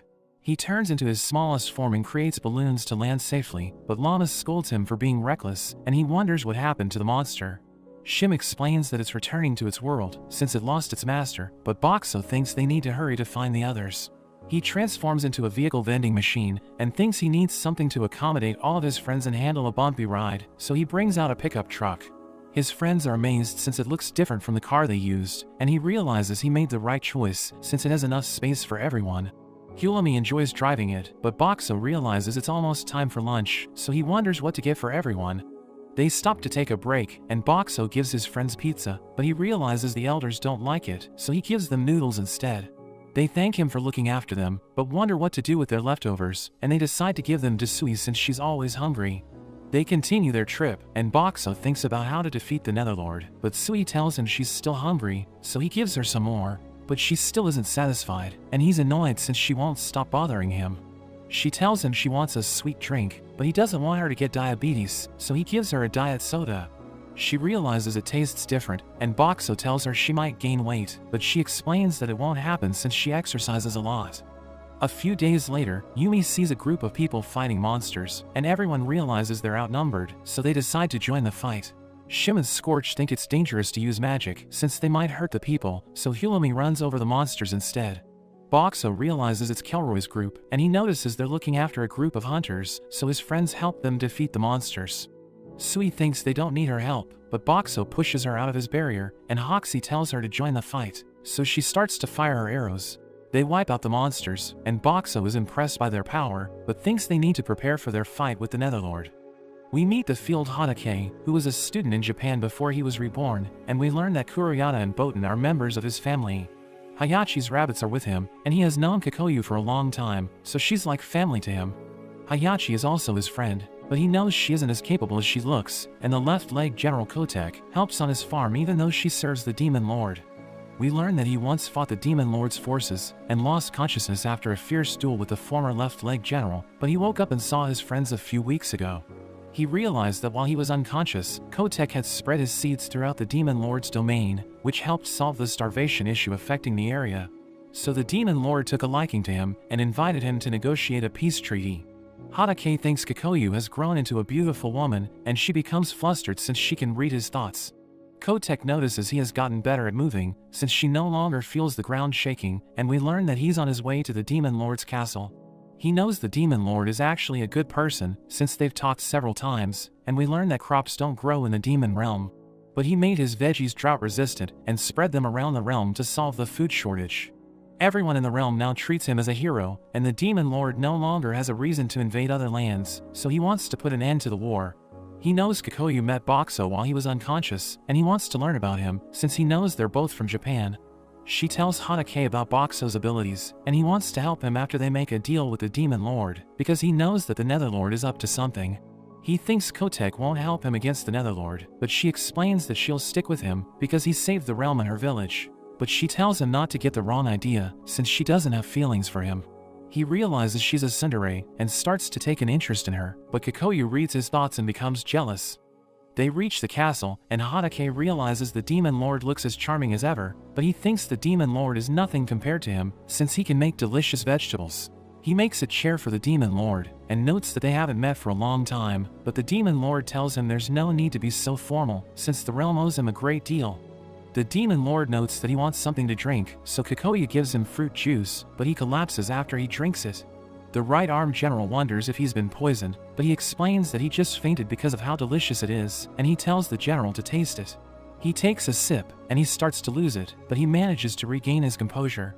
Hadake gives them a basket of fruits, but they go mad after they eat them, so he realizes he overdid it. He asks the Demon Lord if he wants to save the peace talks for another time, but he notes that he wants to get it done immediately, and they sign a peace treaty. Hadake is glad the demons will no longer attack the fortified city, but the rabbits suddenly return from the forest, and he realizes they brought a note with them. He learns that the Netherlord is marching toward the fortified city, so he becomes furious, and wonders if the Demon Lord ordered him to do it. But he explains that it isn't the case, and notes that the Netherlord has betrayed him. Hadake wants to crush the Netherlord, so the Demon Lord tells him to go for it, and allows Kotek to join him. They send Kurayata to deliver a message to the fortified city, and he starts to make his way there, but he looks forward to speaking to Jessica, so Kikoyu and Kotek become jealous. He gives them strawberries to make it up to them, but Kikoyu refuses to eat them and tells Kotek what he was thinking, and they both glare at him. Hanake reaches the fortified city, and Jessica welcomes him back, but she gets up close with him, so he does his best to resist her charm. Kikoyu tells her to get away from him, but she asks him if she's making him uncomfortable, and he wants her to keep touching him, but realizes Kikoyu and Kotek are jealous again. The girls ask him to choose one of them, but he doesn't want to answer their question, and gives them strawberries instead. He tells them they should focus on defeating the Netherlord, so they decide to hold a war council and discuss their plan to defend the city. We return to Boxxo, as he watches his friends eat together, and they tell Hilomi to join them, but she explains that she's busy. We learn that she's upgrading Kelroy's wagon, so that she can attach it to the truck, but it suddenly starts to rain. She thinks she must wait for the rain to stop before she continues, but Boxxo gives her a raincoat, and she tells him it's exactly what she needs. The next day, Boxxo builds a concrete shelter for the hunters, and he continues his journey with his friends. But they stop as they see a burnt forest, and Lammis thinks Miguel destroyed it with his dragon sword. He suddenly comes running toward them, and he starts to cry, because he thought Boxxo didn't make it. Miguel reveals that he set up traps in the area, but they couldn't stop the monsters, so he decided to burn the forest. He reveals that he worked with his sister, who introduces herself to the group, and he notes that her bunnies helped him take down the Four-Finger General. Boxxo realizes their group has gotten bigger, so he transforms into a vehicle vending machine again, and brings out another pickup truck. As they continue their journey, Miguel explains that the Netherlord used to rule over the Demon Realm, but the Demon Lord defeated him and turned him into the left-arm general.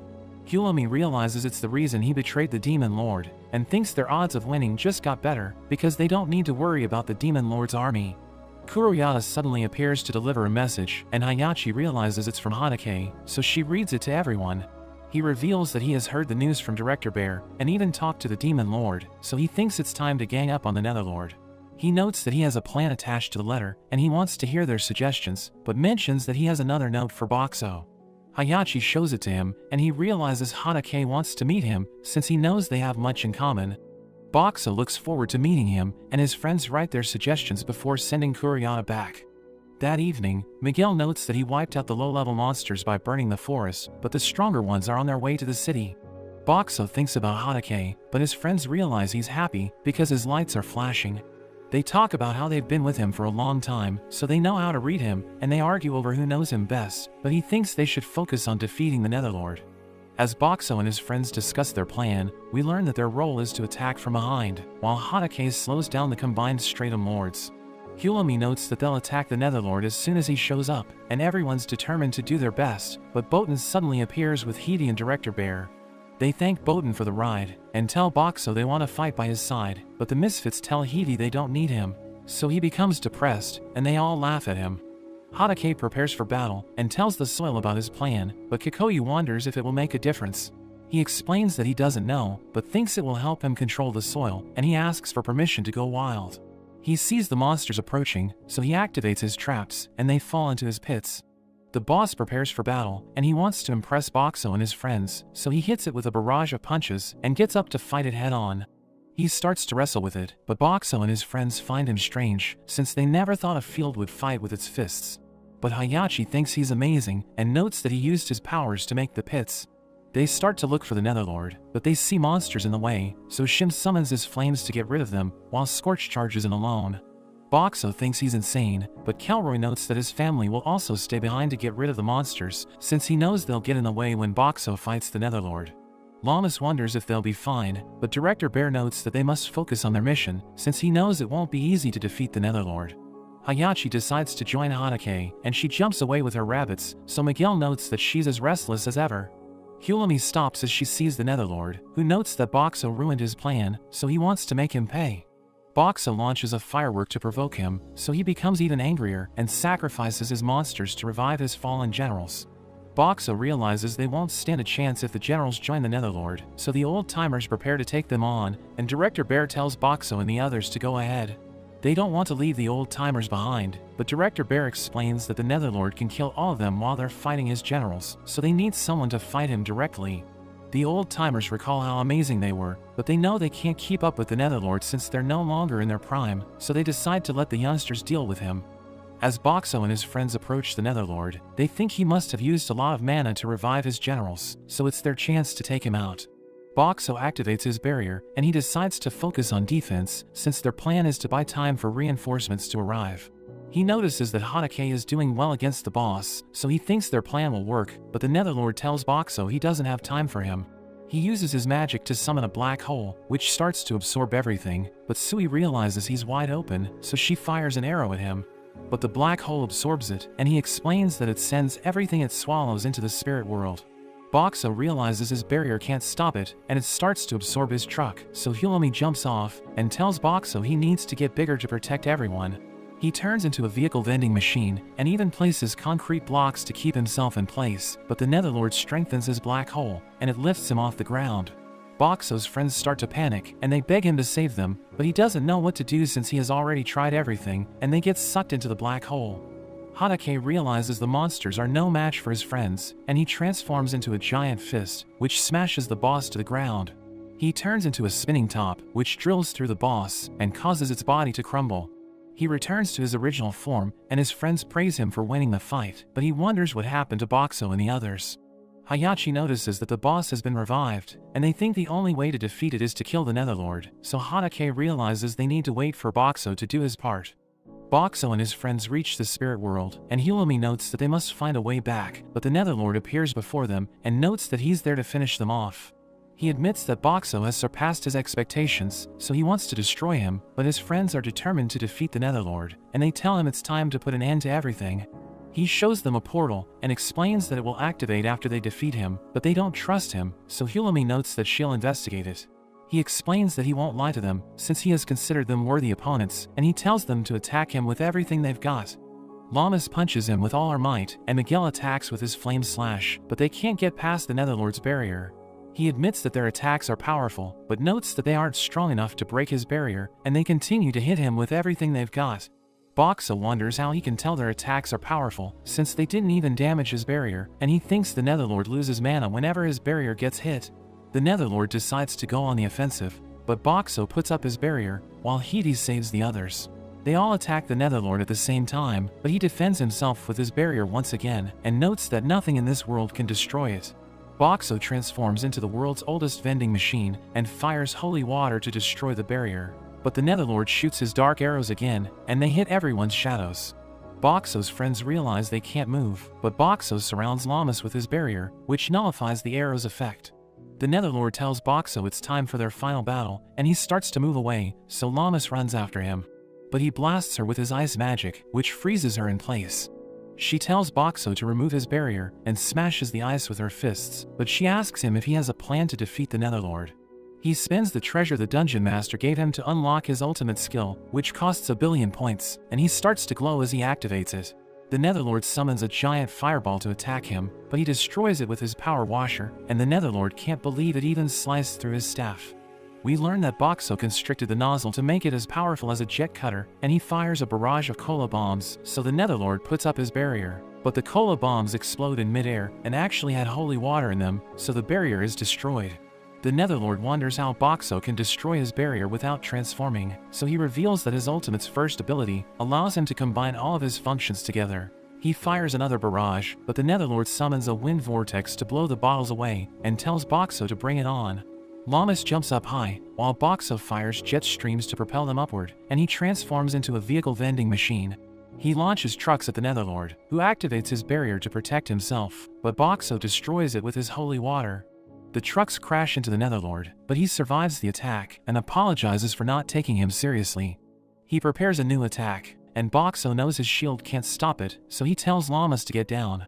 They narrowly dodge the attack, but the Netherlord prepares another shot, and Boxxo barely manages to stop it with multiple layers of his barrier. The Netherlord prepares to attack with even more of his drills, but Boxxo activates his ultimate's second ability, which causes pillars of light to descend from the sky. The Netherlord can't see anything because of the smoke, so he blows them away, and he's surprised to see so many more vending machines. He thinks they're just illusions, so he fires his drills to destroy them, but they all protect themselves with barriers, and Boxxo reveals that they're all real.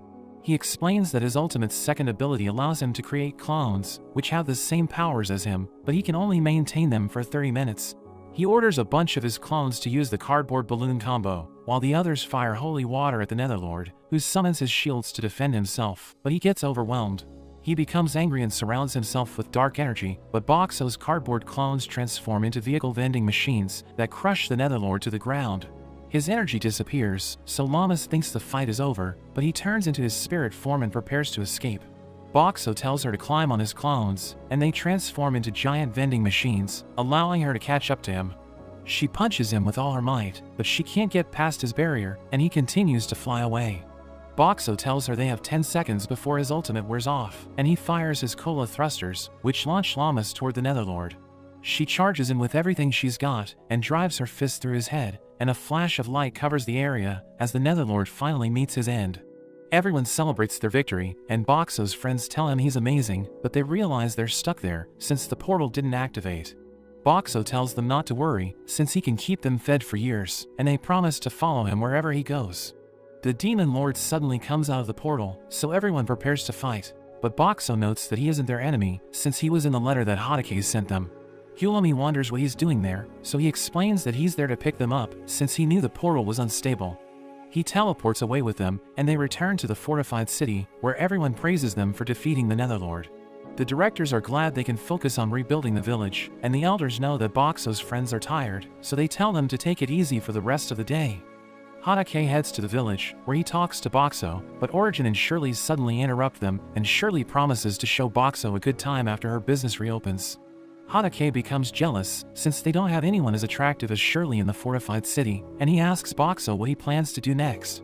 He reveals that he'll keep exploring dungeons, since he wants to meet a dungeon master who can turn him into a human, but Kikoyu suddenly asks Hadake about Shirley, and she drags him away. After that, Boxxo thanks Lammis for always being there for him, and she suddenly kisses him, which makes him flustered. She prepares to confess her feelings to him, but the little bears suddenly interrupt her, and they ask Boxxo for his food.